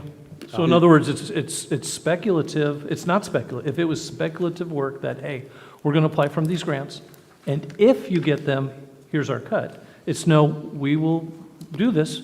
If you don't get it, you don't get it, but hey, at least we got paid. So there is a cost and there is a risk with this vote. Is that a normal way to Yes. do business? Yes. Aren't there, it's like, attorneys that do things on contingency. Yeah. So aren't there grant writing contingency companies? No grant, no money? Not that I know of. If somebody, I can find some or ask for some. No, I mean, it's. But this is a company that has been very successful in securing grants, and I highly recommend them. You know, I don't see us not getting what we asked for, and you got to be very careful before you ask them to do one, because some of them, as you can see, the number 2 is a 50% match. So before we even ask them to write it, we're going to come back to the CIP committee and say, hey, if we go after this grant to resurface all the tennis courts for, I don't know how much money. 100 grand, Yeah. we got to put in 50. Yeah. So before they write a grant, the board will give a Yes. thumbs up to Yes. actually go forward? Yes. I mean, it's a short time period, but yes, I wouldn't move on this unless the board approved the grant and the concept. Well, you kept saying that you'll come back to CIP, but Yeah, CIP. it's the board that approves that we write or don't write, or allow this company to write or don't write, not CIP, right? That's a good question. I'll ask the question. Well, the way I look at it is, the way I see this, not this motion, but this agenda item, is you're asking for approval in advance to pay these people in the event that you do this and authorize you to do that, and that's a. No, When you add them all up, it's 55 grand. what I'm asking for is to approve the concept and let me enter into a contract. That doesn't mean we're going to move on it. That means we've opened a contract with We them. still have another chance when you come back, hey, this is a grant, this is how much it's for, this is what it's going to cost to write to try to go get it. Right. So we still can say, no, we don't want to pay the 5,500 at this Right. point, so don't even try. Exactly. Yeah, So- we're giving him the authority to just, I'm not sure this Okay. stuff is much better. Tarquin, Yes. the way that this motion or this agenda item is, if we approve this, Sunflower oil, dried fruit. he's able to sugar. enter a contract, but not enter into a specific project without board approval? That is my understanding. Mr. Sunflower. Mendoza? Yes, sir. Yes, Yes. okay. Did you hear what I said? Seed oil, inflammatory. Director Barkey, did you hear what Director Maynard said? No, sorry. Okay, I was so, talking about food. okay, hey, we're all hungry. So I just got clarification from Tarquin that a vote tonight is allowing him to enter a contract with this company, but he's not able to engage in project work with fees until he comes back. Comes back to The board. the board, not CIP. No, the but board. the board. It takes a whole board to go over certain sizes of funding. And everything he's identified, just so everyone knows, it's 55.5 grand. So I'm asking for you to amend your motion, just clarifying to enter an agreement and come back to the board on a project-by-project basis. Good, what he said. And again, it might still go through committee and then come to the board. Yeah, but although, Joe says there's some timeframes on this where deadlines for grants and so forth, so we may need to move pretty quickly and bring it back to Special the board. meetings only takes 3 in case people are vacationing. Or there'll Okay. be other grants coming up. Okay. Yeah. Yeah, Okay, so, are you good with that? I'm good. So, Carolyn, we got the amendment to this motion? Okay. All right, any more discussion? Okay, all those in favor say aye. Aye. Aye. Opposed, no? Okay, carries. All right, Tarquin, comment on Brea IT contract. Yes, thank you. The original Brea IT contract dating in 2014 was the termination was 90 days. The 2020 extension or amendment just states contract, but it's since been extended for 1-year periods successively. The termination period is 60 days by either party without notice. Okay, I'm good now. But it's there. It's there. And It's there, correct. that's impressive that you were able to find that in Yeah. so quickly. Good So- work, Tarkin. We're Thank glad you. you're here. I Yeah. tried hard. It was- Wow. I was that sweating bullets, but I yeah, got it. very impressive. I'd Now we want can to vote. see it. I'd want to verify it. What? You want to verify? Joe, take a look at that. Okay, let's talk about something else while Joe verifies. Okay, so we tabled that motion We had a motion and a second. and a second. Now it's a vote time. Yes, so any more discussion? We got a 60-day termination clause in it. All those in favor, say aye. Aye. Aye. Oppose? Okay, carries. Great. And now we're H5, discussion and possible action, pickleball 45-day review and recommendations. Here we go. Where, what page number? Page number 127. Thank you. 127? Yes. There is no resolution tied to this. Members of the board, I'm going to give you a brief overview. I think you've already heard a lot of the information tonight that was presented by a few of our residents. The consideration tonight is for the board to consider extending the pickleball trial to or test to another 45 days. The reason being is the first 45 days we've had inclement weather. We didn't market it. Turnout's been real low, and in my assumption, the hours did not provide itself amenable and available to pickleball players. In good faith, we tried to vary the hours in order to keep the unknown noise mitigation down and to provide a variety of times for people to play. Certain hours, I believe, were 1 to 7, 4 days a week or 5 days a week, and 8 to 1, 3 days a week. So 3 days a week, 8 to 1, and 4 days a week, 1 to 7. In looking at that, just the hours, we heard comments from pickleball players, and we heard comments that the courts weren't available at the right times. And if you look at from in the evenings, closing the courts at 7 o'clock is very difficult.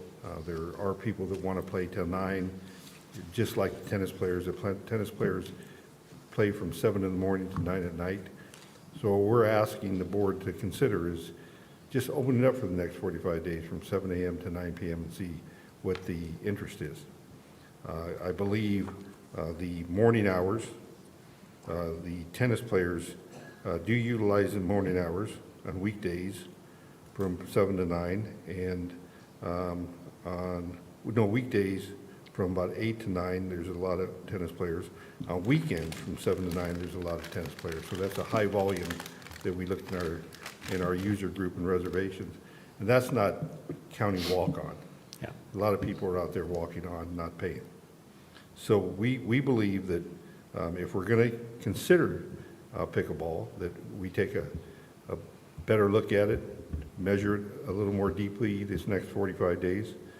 Some of the other questions that came up are, and I'm just going to pick out a few of these. Our staff member, Chris Argueta, is here. He reported that and confirmed that there is a need for 3 pickleball courts, that there may not be a need for 3 pickleball courts, but they're not always full. So we don't know what the outcome there's going to be. Director Sherrill's asked for a sound reading range, and we provided that in the back of our report, and we are within the sound reading range for acceptable noise. Joe, let me ask you, there's a lady here with sounded like a Scottish accent, I'm not sure, who said you went over to her house to listen during pickleball. Yes. What was that?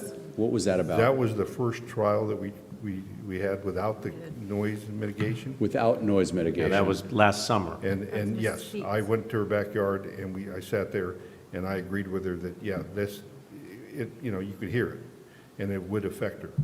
And in her house. And, You could hear it in the house? yeah, not as much as in the backyard. In the house, it wasn't as loud. Could you hear anything else in the house? Just the pickleball balls? Well, I didn't listen for anything else. But the bottom line is, when we put the noise mitigation up, her name is, I believe, Lisa Keats. She did call me a couple weeks after that and praised us for putting those up and saying that it was effective and that she was very happy that they were up and it did mitigate the noise. A couple weeks later, I don't know what changed, but she is, from then on, is very upset about the noise. My recommendation is that I'll go with you, or a couple of us go, and we sit in their backyard, we sit in their house and listen. Even Ralph Bartabini lives next door. Maybe we make an appointment with Ralph and say, hey, let us in your living room if you would, and let's see what type of noise you're hearing. But, I mean, that's the true, I guess, calculation on how it affects somebody's life. The meter, I'll be honest with you, I don't care who's taking the meter reading, there's ambient noise, and you never know what you're going to get, and it's difficult. Me standing at the corner of Hedwig, right by the tennis courts, I don't hear it. Now, I don't know if it's carrying over the top, but I do not see the impact it's having on their lives and their house, yeah. And the other streets, you can't hear it, okay? So we are getting noise readings, but that's because there's cars going by, or somebody clapping, or somebody hitting a bat, or a tennis player grunting. There's all these different variables. Recreational. Yeah, so I think the biggest test is us and listening and going and hearing it. Right. Okay. Well, anything else? Yes, so Director Ciro's asked for a map of where we were taking the readings, and we included that. Carolyn provided a map where those readings are being taken on page 131, and as you can see, the red arrow is where we're consistently taking readings. Page 133 gives you a intensity level of what's acceptable and what levels correlate to different elements in the park, like a playground or normal discussions, whispers, planes flying over, and we are within the range or below it. Page 132, pickleball usage, yes, some of the residents that came in tonight are exactly correct. Pickleball use reservations are down.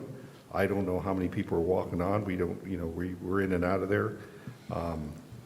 Has there been some people playing pickleball in the other courts? Yes, but in turn, when the pickleball courts aren't being used, some people have moved the pickleball nets and tried to play tennis. So it's back and forth. That's why I'm saying, let's make it a dedicated pickleball court and see what happens for 45 days and really get a true test. Okay, so as you can see on page 130, there are a number of recorded, documented input we received, both pros and cons from tennis players and from pickleball players. Initially, the issue was sound to the neighbors. I think it's very minimal, and I think we ought to go listen. Now it's the impact it's having on court 2 of the people having to play next to court 1 in the pickleball. My assumption there, is it's recreational. There's nobody out there that is an A tennis player, or even maybe once in a while there's a B tennis player out there, and they might think they're a B, but they're actually C's. Okay, you understand, we're all recreational, and this is a recreational facility, so I don't see an issue with playing next to each other. They brought up Bob Unitex, and I think that was taken out of context. He's saying it's doable. There's nothing for us, there's no rules against that, okay? If you look at page 129, there's some sound readings. There is a analysis of how much revenue we brought in. I don't know if that's an issue. Later on in the evening, we're looking at The tennis pro we went to hire, and he was in agreement to coming on. He started to come on, and then he had cold feet because of some of the other things he's doing in his life, and he decided not to take the responsibility on it. It wasn't our decision, it was his decision. We'd love to have him out there. But again, we had 2 full-time tennis pros on 4 courts.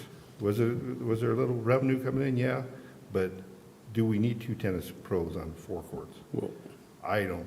right, we don't have tennis courts for the purpose of generating revenue. Right. We happen to have tennis pros that generated some revenue. Right. But that's not the purpose of the courts. Right, exactly. That's my feeling. So I think we have a good balance with one pro, and depending on what happened to pickleball, that's a whole different subject. Okay, so tennis reservations, you can see, are a little down, but that's because of the weather. I think this next 2 or 3 months, we're going to see a rise. Tennis or? Tennis, both tennis, yeah. Okay, Yeah. okay. What page is that on? Yeah, if you look in page 129, and to the right in the green box, you can see the comparison between 22 and 23. Okay, so in March of 22, we had 71 reservations. In March of 23, we've had 44. But that's because we had some pretty extreme inclement weather, yeah. Rained out. Yep. And then if you look at the bottom, you'll see the sound readings, which we are within the boundaries. So tonight, we're asking you to consider extending it to another 45 days, opening it up from either 7 in the morning till 9 at night. Director Ciro's, and Mr. Maynard will acknowledge this, was very adamant about, hey, school's ending, kids need to study, we should close at 7, and we should open at, I believe, 8 or 9. That was not me. No, I will clarify, when you're done, I will tell you exactly what the committee, and I'll represent Searles appropriately. So with that concludes my report, and I'll turn it over to Director Maynard, who was the chair of that committee. So we had the meeting, as he said. Searles and I are in agreement that we need to continue and do another 45 days. We're both in agreement that we need to extend the hours. Where we are in disagreement is what those hours look like. Searles would say there is no learning after 7 p.m. So I'm just expressing what he said. He is for not the general manager's recommendation, but if he was here, he would plead that let's extend the hours, yes, let's start it earlier, have it all the same days as tennis, but stopping at 7 p.m. I, on the other hand, agree with our general manager and support his recommendation of open up the hours so it's the same as tennis. I further went on that I talked to my friends, everyone talks to friends, they didn't even know we had pickleball. We hear it. We hear when people come and complain about it or if they're for it because we're actively involved. Within the 3,700 homes of Rossmoor, how many people even know it's there? So I also suggested to Mr. Mendoza that you go out and get a banner. And for the next 45 days, that banner is on the court. And it just says, now playing pickleball. Pickleball now available. Just so as people drive by, they go, oh, wow, I can play pickleball here. It's a good idea. And then the other thing that I asked is, if pickleball is as big as everyone says it is, it was even in the Costco Connection magazine this month, is during these next 45 days, and I think this goes to support you guys on the CIP committee, is what does a dedicated facility at this park, separate from tennis, what does that look like? Well, we have some information. Yeah, so to me, it's like when all of a sudden it comes, because like I said, I've always been very vocal in that I am for a pickleball pilot program. No more, no less. I'm not running one direction or the other. It's let's have a good test. The whole point was after 45 days for Joe to come back to us. He did. He made a recommendation. I'm backing his recommendation. But with the extra, let's let people know that it exists. I did actually say in the meeting, it wasn't voted and I brought back, but I said, part of me thinks we should start all over again and do another 90. But I backed off of that and said, so we're not starting over. I think someone came here and says, this is a do-over. No, it's not. It's just 45 days that we committed to already, but with the flexibility that we put into this program, that the general manager could come back to us. So. Got it. So again, Searles agrees more understand. days, but cap it at 7. Understood. I suggest moving with what our general manager recommends. Yeah. And I do want to point out, when you look at quote-unquote all these complaints, they're dominated by 2 families. If you actually look at the detail, same family members making complaint twice in one day, a couple of times. So it's definitely loaded in a negative fashion. Yeah. But rightfully so, Joe offers it here, but if people actually did the math, it's not like we have this overwhelming problem of complaints. So are you making a motion? I am, because I am on this committee, so at least you know that I am recommending that the next 45 days, Mr. Mendoza adjusts the pickleball hours to reflect the same hours as tennis play. Okay. Well, I'll second your motion, but I want to add a few discussion comments. Okay, so why don't you start? So we have a motion on the floor. Go ahead. So the folks that are complaining, even though it's a small group, I think their complaints need to be taken very seriously. Agree. And I do. I reject, though, what was said tonight outright. There was a comment made, and I'm quoting, that we or somebody is calling these folks whiners who deserve no noise. Then that's a quote. I reject that. I haven't heard a single person say that. You've never heard me say that. Nobody deserves noise, and I don't consider who's complaining about it as whiners. I had a lengthy discussion on the phone with Ralph. I don't agree with him, but I respect him. I don't think he agrees with me, and that's fine. I don't really care whether we have pickleball or don't have pickleball. I don't play the darn sport. I fix people that do play the sport. It's the #1 cause of injuries in adults. I see it weekly. I'll play it eventually, I'm sure. So I don't really care whether we do or we don't, but I want to represent what the community wants. The other comment was that the idea of pickleball is preordained. That's nonsense. I have no perspective here that we should or shouldn't. I want to do this in a way that is deliberative and is reflective of the community. And then the comment that we're sitting here up on Mount Olympus. So that's a Greek reference to where the gods sat. We're not anything close to that. And I'm not Greek. And we're all elected by the community. Elected. And we can be unelected. So be it. So we're doing the best we can to represent what we think are the interests of Rossmoor. And I agree with you, Michael. The hours, I don't know, 7 to 9, whatever. If we're playing tennis until 9, there's no reason why we shouldn't play pickleball to 9. And I think it will give us, especially with the beautiful weather that's coming up over the next month or so, an opportunity to truly take a closer and better look at this. And I love the idea of a banner to announce the community, because what do we have? 2 members right now in the audience, and I guarantee there's not many more that are watching on the live feed. So a lot of people don't even know that we have pickleball here. So a banner, whether it's just at Rossmoor Park or elsewhere in the community, I think is a really good idea. And I support the idea of an additional 45-day trial. It's not an addition. We're just continuing Fair adjusting. Enough. The adjusted trial. Yeah, fair enough. And I agree with every comment you made. Like I said, I've only been pro-pilot, so we can actually learn. And like I said, if this is as big as everyone says, it might need its own dedicated. It might. Here. And we talked about it, by the way, at SIP, and I can't remember now, but Joe told us that he has a pretty reasonable estimate. I can't remember what it was, Joe, 100,000, 150,000 to build an actual court here at Rush Park. I'm not opposed to that either. I don't Neither am really I. care. But it's a lot of money. It's a big adventure. It's a big deal. And by the way, whatever noise issues that we think exist at Rossmoor would simply come to Rush. Correct. Yeah. And so, which is fine. It's an identical problem. Do we want to spend the money? And that's a debate that I think is worthwhile having. Joe? Shay? Yeah, okay, so,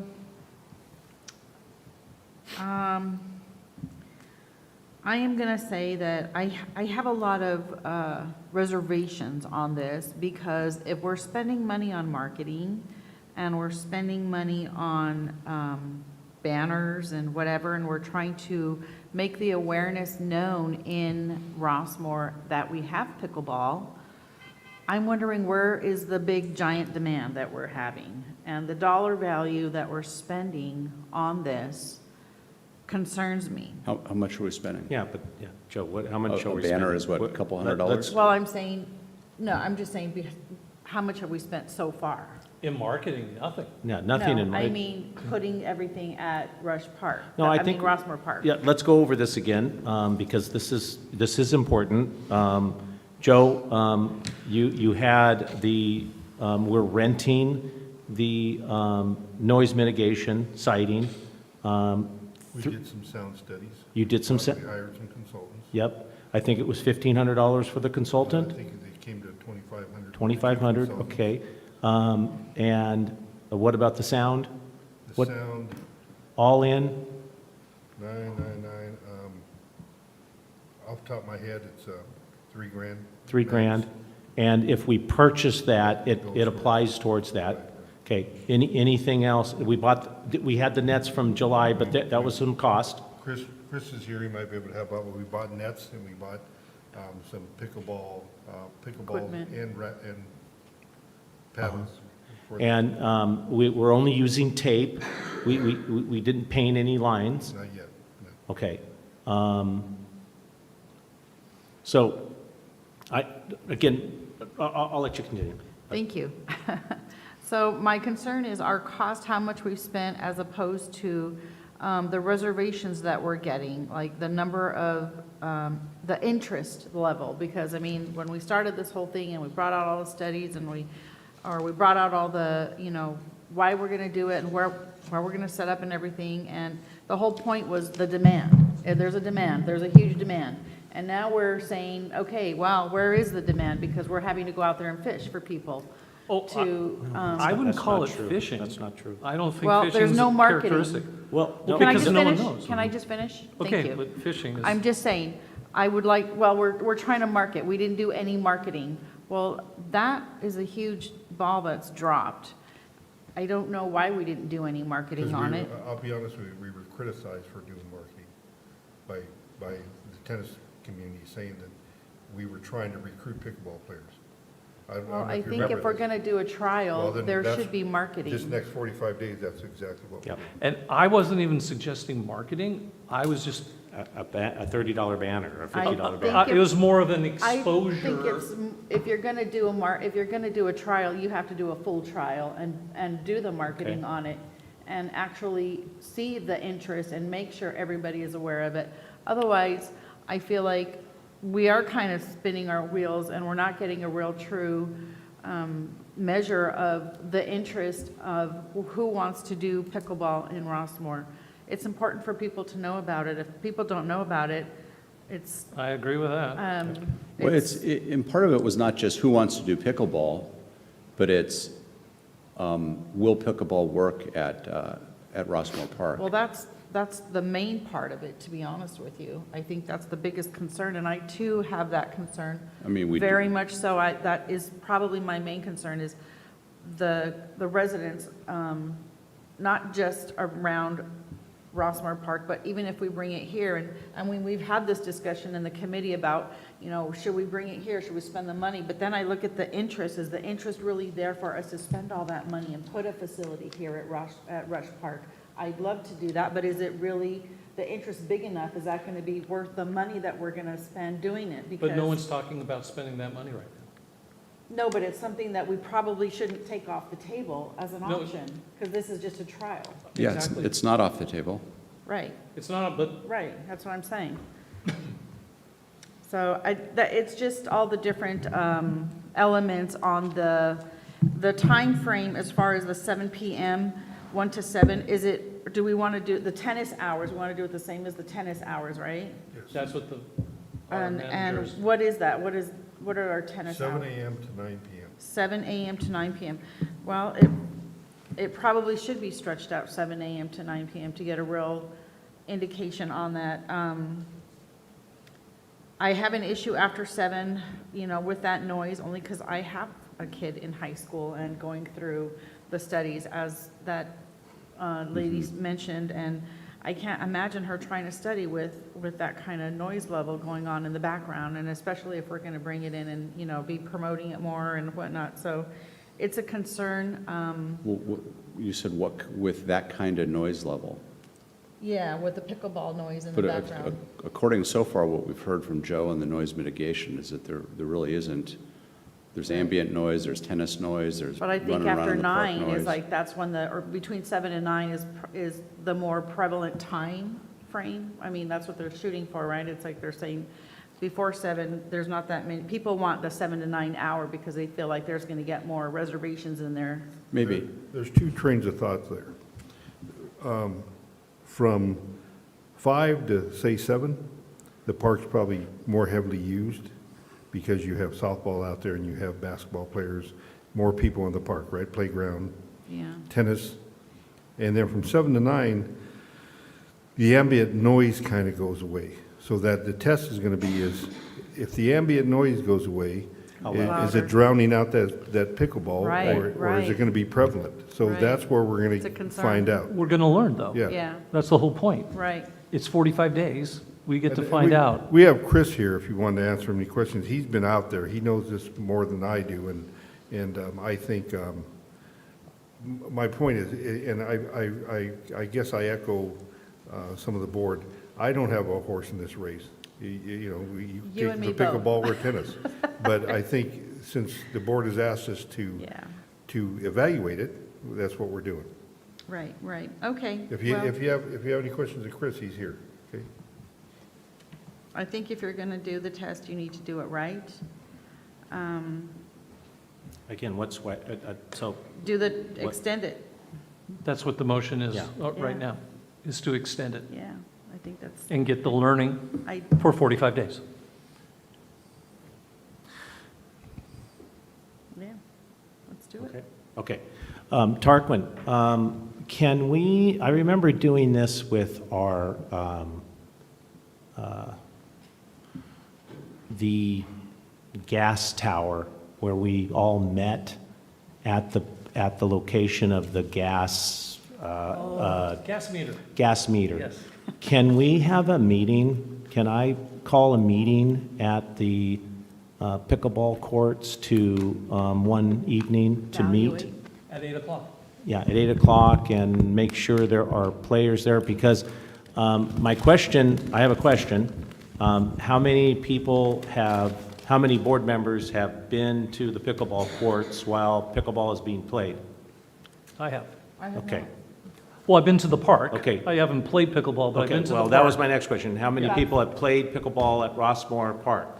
Okay, so we should all go there and have just an organized meeting Yeah. in terms, it's not going to take long. Right time. At And Ralph's house. hear it for ourselves. I, like Joe, and again, I don't discount any resident who says they can hear it in the backyard, but Joe, if you can arrange for us to go into a backyard to listen to the sound, would any of you object to listening to the I sound? think No. that's a very good Okay, idea. so I don't mind doing that, and maybe there is a sound effect. We have to make sure that there are pickleball players. Yes, no, we have to. Rachel?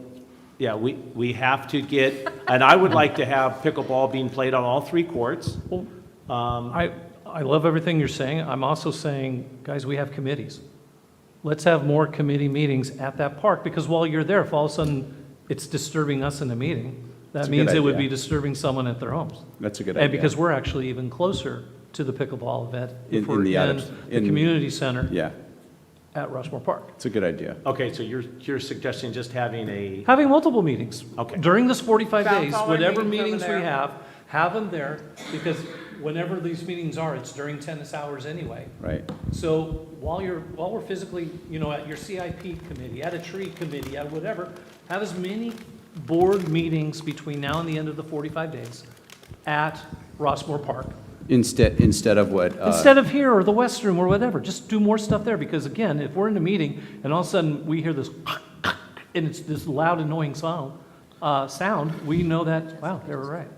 Because again, I'm not discounting anyone's quality of life, where they live. Like you said, I've never called anybody who's come here a complainer of this. They're just adding stuff for the fun of it, I guess. I've only said I'm behind a pilot program where we get learning so we can have a vision for this. Because right now, I am not convinced either way. And I don't play pickleball either. But it is a fast-growing event. It gets people off of their couches. We've got parks, we've got facilities. Right. We need to test it. Joe, do we have next 45 days committees that are going to be meeting? Yes, we can schedule that there, But I still like your idea of I'd let's like- have a meeting. so- You're allowed to call meetings. Yes, It's not either or, let's do both. Exactly, Okay. let's All do right. all. All the thanks, above. Tarkman, for your answer. I got the board answering. All the above. You're president, you can call whatever meeting you want. Okay, so, let me just see. Motion and a I second. know. I just want to add, and I do agree that with Mr. Mendoza, that the time constraints were very limited. It only, really, the people that could play pickleball, except for on the weekends, were people that really didn't work. Okay, so it was retirees. There's a lot of people in Rossmoor that play pickleball. And I know there is demand for pickleball. We'll see if there's the demand to play at Rossmoor Park, but certainly by opening up the hours. So I'm for opening up the hours for the next 45 days, and advertising, social media, banners, Joe, banners on our corners, okay, and just let our folks know that we now have pickleball in Court 1, and reservations, QR code with the reservations. But I think I agree, Director Maynard, that and with Joe, that the only way to really see if this is going to work, if the mitigation measures that we've put in are working or not, is to test it. So I'm in agreement with all you guys. So let's call for the question. All those in favor of allowing general manager to, what was the motion? What was the motion, Michael? To extend our pickleball 45-day test to match the same hours of operation as tennis. Yep. That's it? Okay. All those in favor, say aye. Aye. Oppose? Okay. Carries. Okay. H6, discussion rescinding the contract, accepting the resignation of tennis instructor Thomas Schlack. Was he? Yes. Yep. President Markham, members of the board, this is a legality that I've discussed with our attorney, and as you may recall, I brought forth an agreement with Thomas Schlack back in, I believe, March, and he signed the agreement, and we were moving forward with getting him fingerprinted and going through the process. And during that time, he indicated that he would like to step down due to personal issues with work and his family, and basically is asking us to rescind the agreement, and that's what's before you tonight. And again, this is just a, what would you call it, Tarquin, a process or a legality or a... He's indicated his intent not to Right. continue on with the agreement. So he is given notice? Yes. Per this contract? Yes, we have it in writing. So the board is accepting this is his termination then? Yes. We don't terminate it, he's terminating it, and we're agreeing to his termination?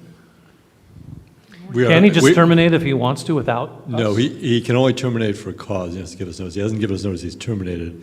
He's, in essence, does not want to continue the agreement or operate under the agreement. So in essence, the board should can just make a motion to terminate the agreement, The period. term agreement says the district may, in writing, notice the contract or terminate the whole or any part of the agreement at any time and without cause by giving written notice to the contractor, at least 7 days prior. And I believe the contractor has the ability to also do that. Well, then why don't we just accept the contractor's termination? Just want to bring it before the board. I think the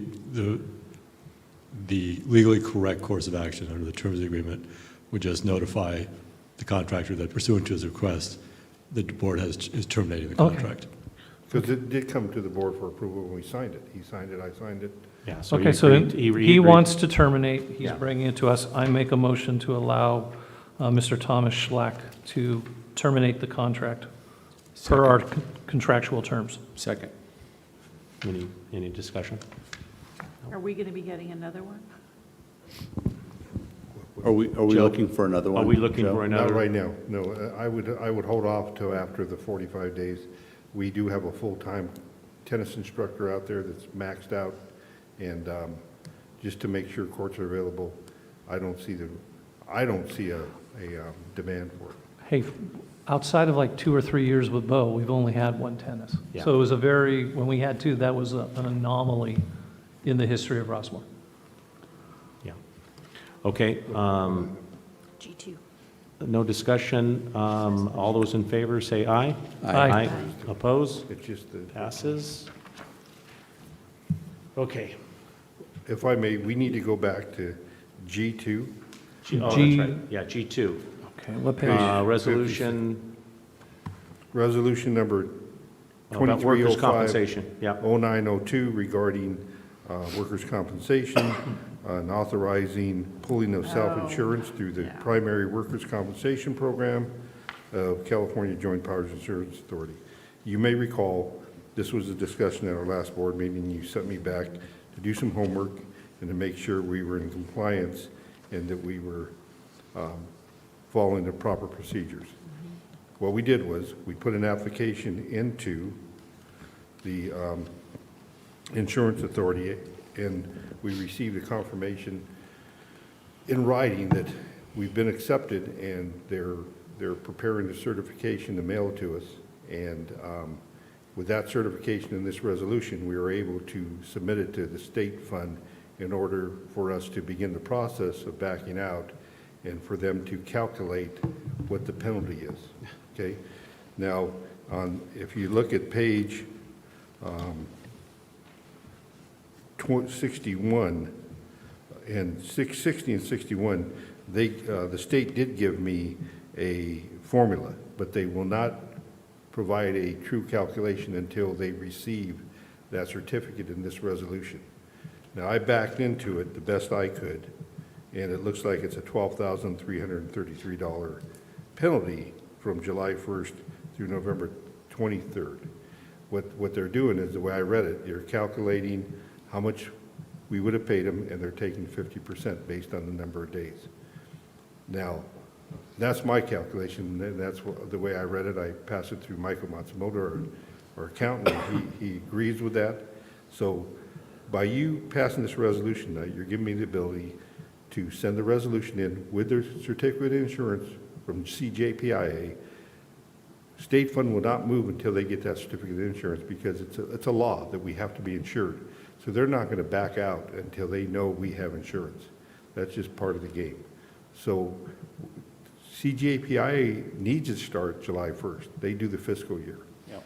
Okay, so that's the rub there. That we don't have much wiggle room. We have to start July 1st. So we are going to spend a little money, but in the long run, even over this year, I calculated we're going to probably save $1,500, even if we pay the penalties and CJPIA for the remaining of the Yeah, and that starting 12 from July 1st. That 12,000 has to do with our new rates too, right? Yes. Yeah. The new rate annually is 12,000 versus 52 if we stayed with state. So we pay a penalty of 12.3 thousand, but at the end of the fiscal, we save 1,500. Right. So it's a net gain of 1,500. Right. Yeah, we need to sever our ties with State. fund as soon as possible. So, So if you pass this resolution, I have it in writing that the certification has been approved. We're waiting for it in the mail, and we will submit it, and we'll move on. yeah. Okay. So any questions? So we, based on last month's direction, got the certificate, so we can move to cancel our state fund. We're going to pay a $12,000 fine, but our rates are so much lower. By the end of the year, we're going to have a $1,500. By the end of the fiscal year. Yep. End of the fiscal year. But don't forget, we're still getting insurance for a period of time. So yes, there is this penalty, and I'm just saying this so we don't overly concentrate on the penalty. We're still getting insurance for the months that we've been in dispute. We're still getting insurance, workers' comp through the state through the end of this fiscal in June. So we still are getting insurance coverage. It's just, we don't get to take advantage of all the great savings as much as we thought. Is this, it's 12.5, 12.3. 12.3? That's their calculation. That's my That's calculation. Joe's That's estimate. your They Well, will not give us, based on guesstimate. this. Okay, got it. They gave him some algorithms. Got it. So, is that in our budget? Can we do Yes, it that? was. Michael brought that up. It was reflected in the budget that It we read was? today. Okay, Yeah. all right. Thank you, Michael. Yeah, so guys, this is one of those ones where we have to do it. So I will make a motion It's a smart thing to do. for Resolution 23-050902, a resolution of the Board of Directors of Rossmoor Community Service District authorizing pooling of self-insurance through the primary workers' compensation program of the California Joint Powers Insurance Authority. Can I have a second? Second? This is a roll call? Roll call vote. Director Barkey? Aye. Director Shade? Aye. Director Maynard? Aye. President DeMarco? Aye. Okay, passes. All right. General manager items? I have a number of items. I'll be as brief as possible. We do have Shakespeare in the Park coming up. They did ask for a stipend, and we let them know that we weren't budgeted, and we're sorry we couldn't accommodate them. And when they heard that, they said they would do it for free. So Tough love. Yeah, so Saturday, March 15th is Hamlet. We went off last year's, and so it's wrong. And Sunday, March 16th is the 12th night. So we will make sure that's publicized and it's out to the public. Prop 68 projects, you know, we're in the middle of getting the paperwork prepped for the carpet and the flooring here, and in the east room also. And then we're also getting ready to go out to bid for or getting approvals for the picnic canopy at Rossmoor Park. And we have submitted our request for reimbursement, and we should be getting it, I think, within this fiscal year. Our CSD and CR&R will collaborate with the bulky item pickup and compost event Saturday, May 20th. I think that's Mr. Maynard or somebody said, is that where you get your compost?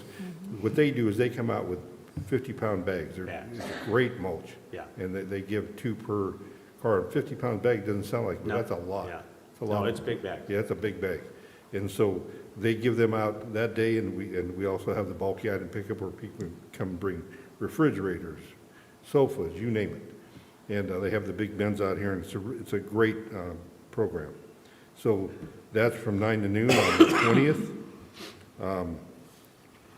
Carolyn's working with our website, and she's making inroads. We had some hiccups with Bray IT.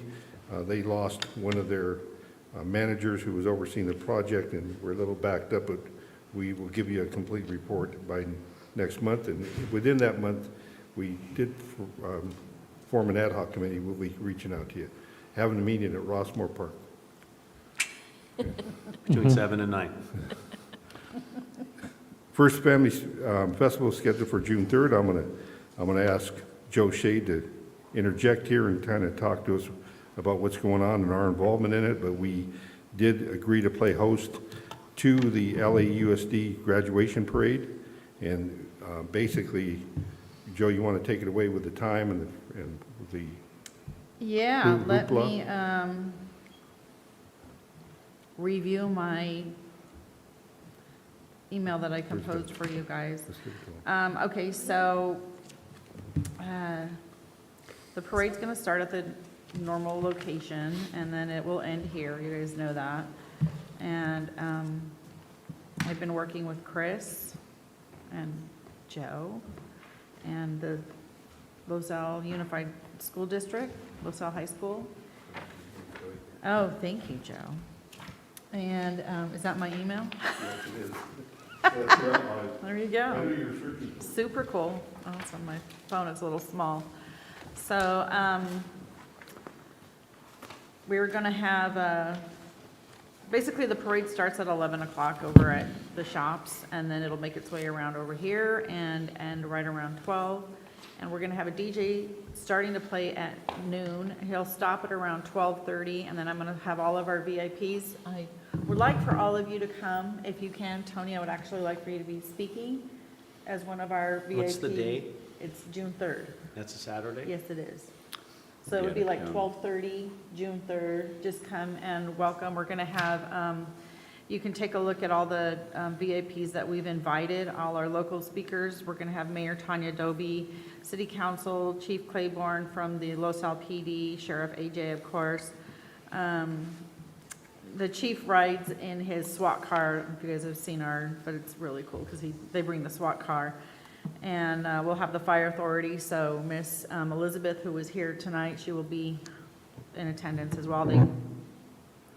They lead the parade with a fire truck. We invite CHP, Orange County sheriffs, and Seal Beach, all of them. We have them all here. So, and they're all sprinkled throughout the parade as well. And so when they end here, I mean, it's a high security place. Yep. People are like, there's more law enforcement here than there is anything. So with that being said, it's going to be easy for security.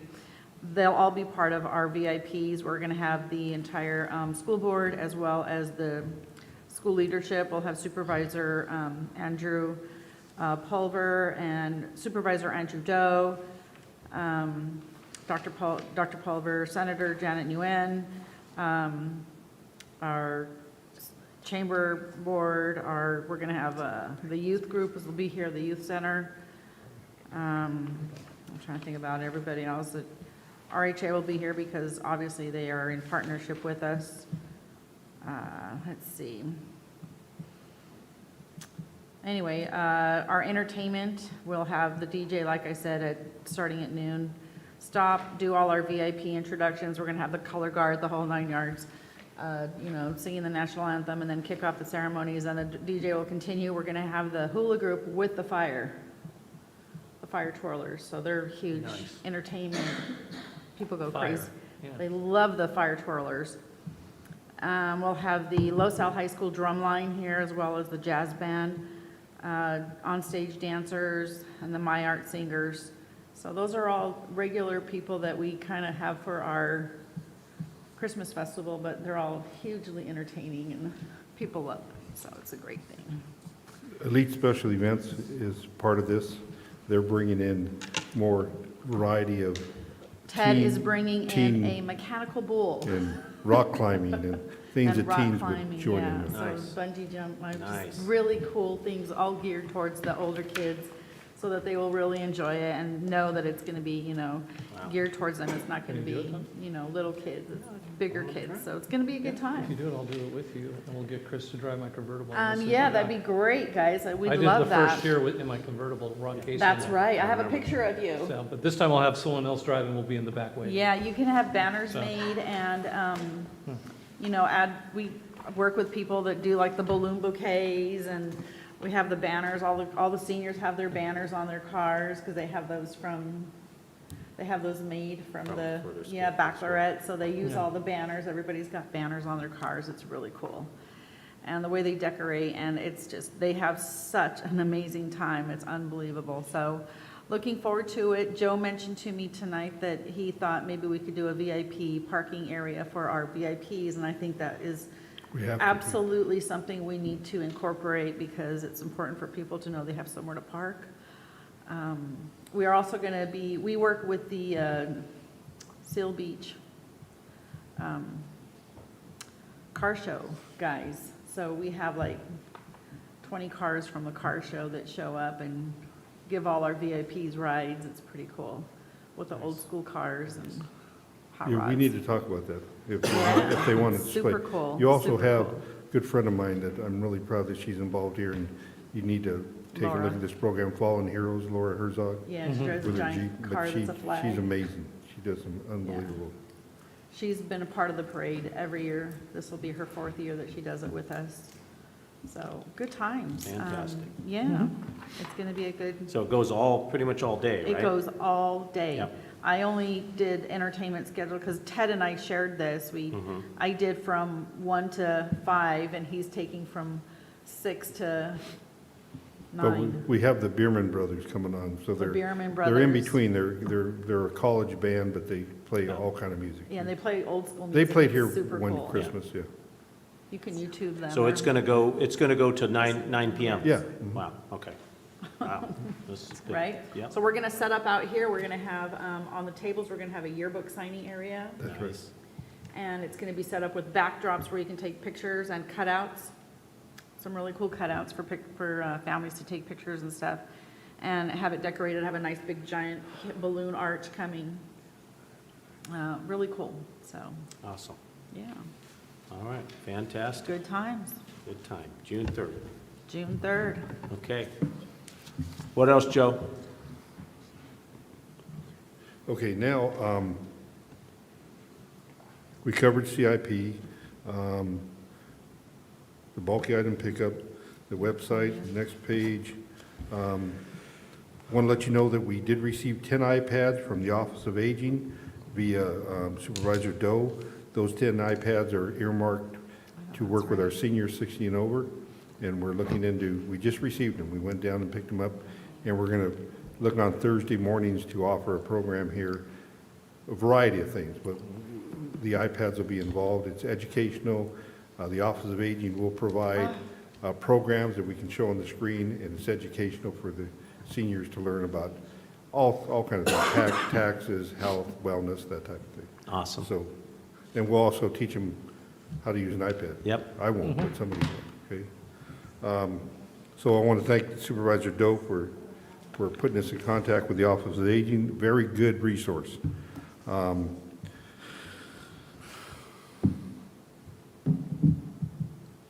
I'm still working with, and I have a meeting with Chet, the city manager of Los Alamitos. We're looking at that joint resolution, as well as some of the parking issues we talked about.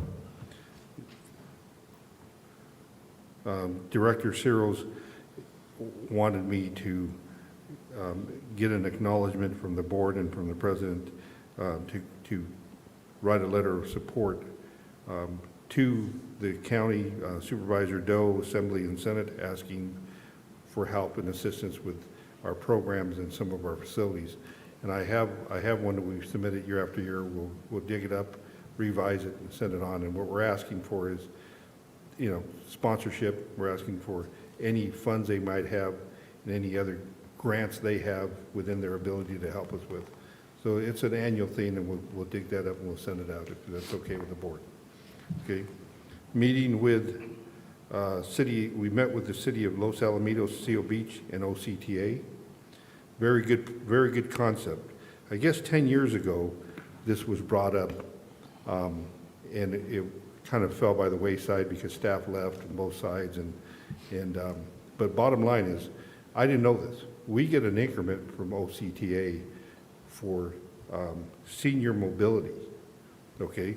So the county transportation program, we get a certain amount of money each year. And basically, if we don't use it, it goes back into OCTA and they use it for other things. Seal Beach gets it, Los Alamitos gets it, all these cities get it. And it's allocated based on the number of seniors you have in your residency. So bottom line, as I looked it up, Seal Beach gets about 100 and some $1,000. Well, Leisure World, yeah. Yeah, because Los Al gets about 19, and we're allocated about 21, if I remember the numbers. So we met, and Mayor Doby was the catalyst behind this meeting. And the concept, and basically the concept, is that we pool our money. Seal Beach was there, they administer they're the only ones with a dial ride or a bus transportation for their seniors. However, if we provided some connectivity and they cruise through here and they cruise through Los Al, those Los Al residents can end up on Main Street. And so they're all in favor of this. Or some of their residents can end up at Fish Company or a doctor's office here in Los Alamitos. The benefit to our residents, of course, is for mobility. Yeah. And there are also some dial ride money in there for cabs and things like that that we might be able to tap into to provide individual mobility and transportation to our seniors. So this is a win-win-win if we can get this going. I've talked to the supervisor's office. It will take county approval. Talked to OCTA. Everybody's nodding their head so far, so I will keep you posted and I'll have a report to you.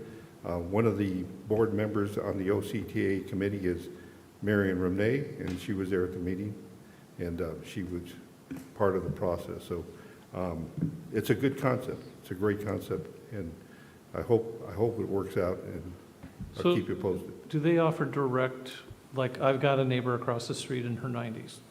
If she wanted a ride to Seal Beach or anywhere, she just picks up the phone, calls OCTA, and someone comes and picks her up? No. No. Now, It's more of a route? Now we're looking into the route, right? Defined routes and schedules. We would say, hey, pick up at 1 at Rossmoor Park, Rush Park, at Kempton, at whatever, or one of the schools, somewhere centralized, right? Seal Beach. So they would cruise through, then they would cruise through and drop them off. But there is another element for individuality in the process of getting a ride to a specific place in a specific time. And that's what we're looking into also, yes. Yeah. Depending on, we're allocated so much, so I don't know how far that's going to take us. Yeah. Mhm. Okay.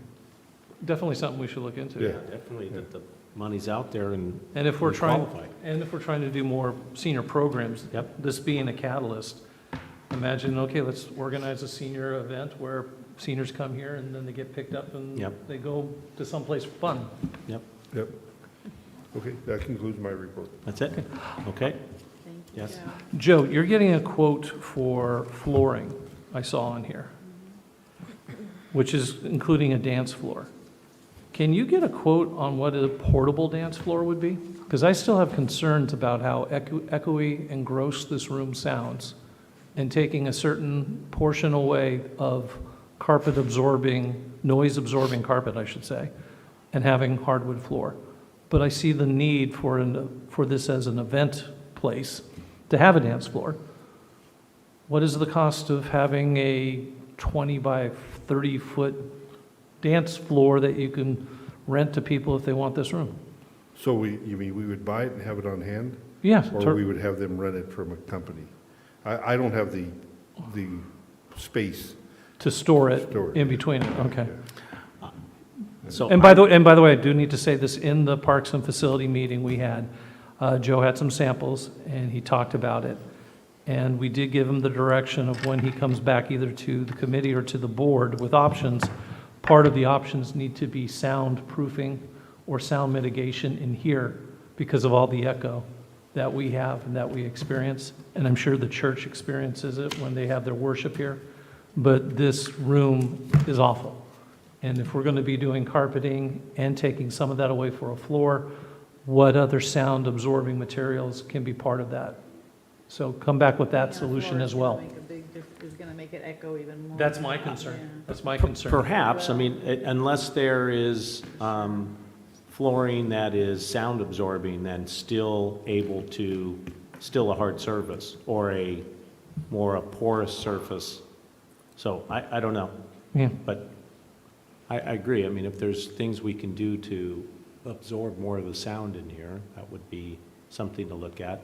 Maybe the church will I've even been in partner with us contact. on that. The church has never brought it up, I'll be honest with you, but I've been in contact with AV Solutions down in Los Alamitos, and they're gonna come out and give me a Okay. evaluation. Okay. Go ahead. Director Rayner. I talked too much tonight, Okay. so I'm done. You done? Until closed session, I'm done. Okay. Joe Shade? I failed to mention that we're gonna also have this group attending the parade, and it's I don't know if you guys have heard about this school that they have on base, and it's for kids who basically have stumbled. Sunburst? Thank you. Sunburst. Yeah, they're awesome. At-risk kids. So I hadn't heard about it, but these kids are fabulous. They're all on the Recovery Road, and they're going to be working the parade lineup, and they're all going to be in their military gear. So, and they're going to have a setup here in the park to promote them and their school and what they do and how fabulous they are. So I just wanted to mention that. Okay. That's all. Are we doing closing comments? Yes. Thank you. Fabulous having the Girl Scouts here. Thank you so much. That was my first thing that I noticed, because it's a huge thing to have a little change of pace and offer the girls. Get them out here and I'm all about, girl power and girl promotion, so I love that. Elizabeth with the Fire Authority, she knows I'm a huge fan. I love her to death. And they do amazing work, so I like working with that organization as well, very much so. Chris, he's not here, wherever you are, if you're somewhere hiding. Thank you. He knows I'm working with him behind the scenes for the festival and the parade, and Joe as well as Carolyn. Thank you all for being amazing and just, accommodating everything that we're doing and coming together with this whole thing. So it's quite a bit. I thank you guys. Tonight's meeting was great. We did a lot. It's not over. It's not over, no, but that's it. Director Barkey? Nothing tonight? Nothing? Okay. Just a couple things. I went to the We Care Foundation over the weekend, this last weekend. A lot of Rossmoor residents there. It's out of Los Alamitos, and it's a nonprofit that helps. Let's see, their motto is We Care provides a hand up, not a handout, but they help a lot of It's a huge organization. yeah, people Beautiful. in need around here. They were there at the place. It was just a really, really cool. It was at the Naval Golf Course. Just a great nonprofit. So was there. I know you guys know, but this board and I know the staff, condolences to Mark Niddickman's wife, who passed away last month, Martha Niddickman. So our condolences to Mark and his family. Wanted to say that. And I think that, I'm sure there's end of the year is upon us. We're having our senior parade. That means that there's going to be a lot of commotion and a lot of people moving around Rossmoor. Just be safe, drive the speed limit. Don't be in a hurry to leave and come back in, so we can have a safe end of the year and a safe summer. So with that, that's all I have. Tarquin, I'll move it to you. I have no report this evening, Okay. President. So we have I don't adjourn yet. We go to closed session and then I adjourn? Correct. If we're going to Okay. have closed session, then So we'll just adjourn closed we session. adjourn and we're going to have a closed session and we will be back.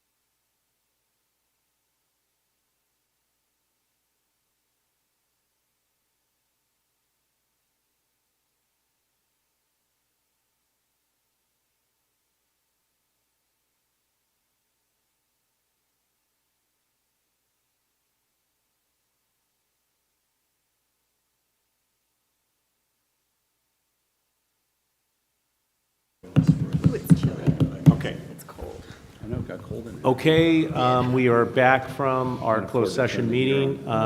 Tarquin, can you report? Thank you, President DeMarco.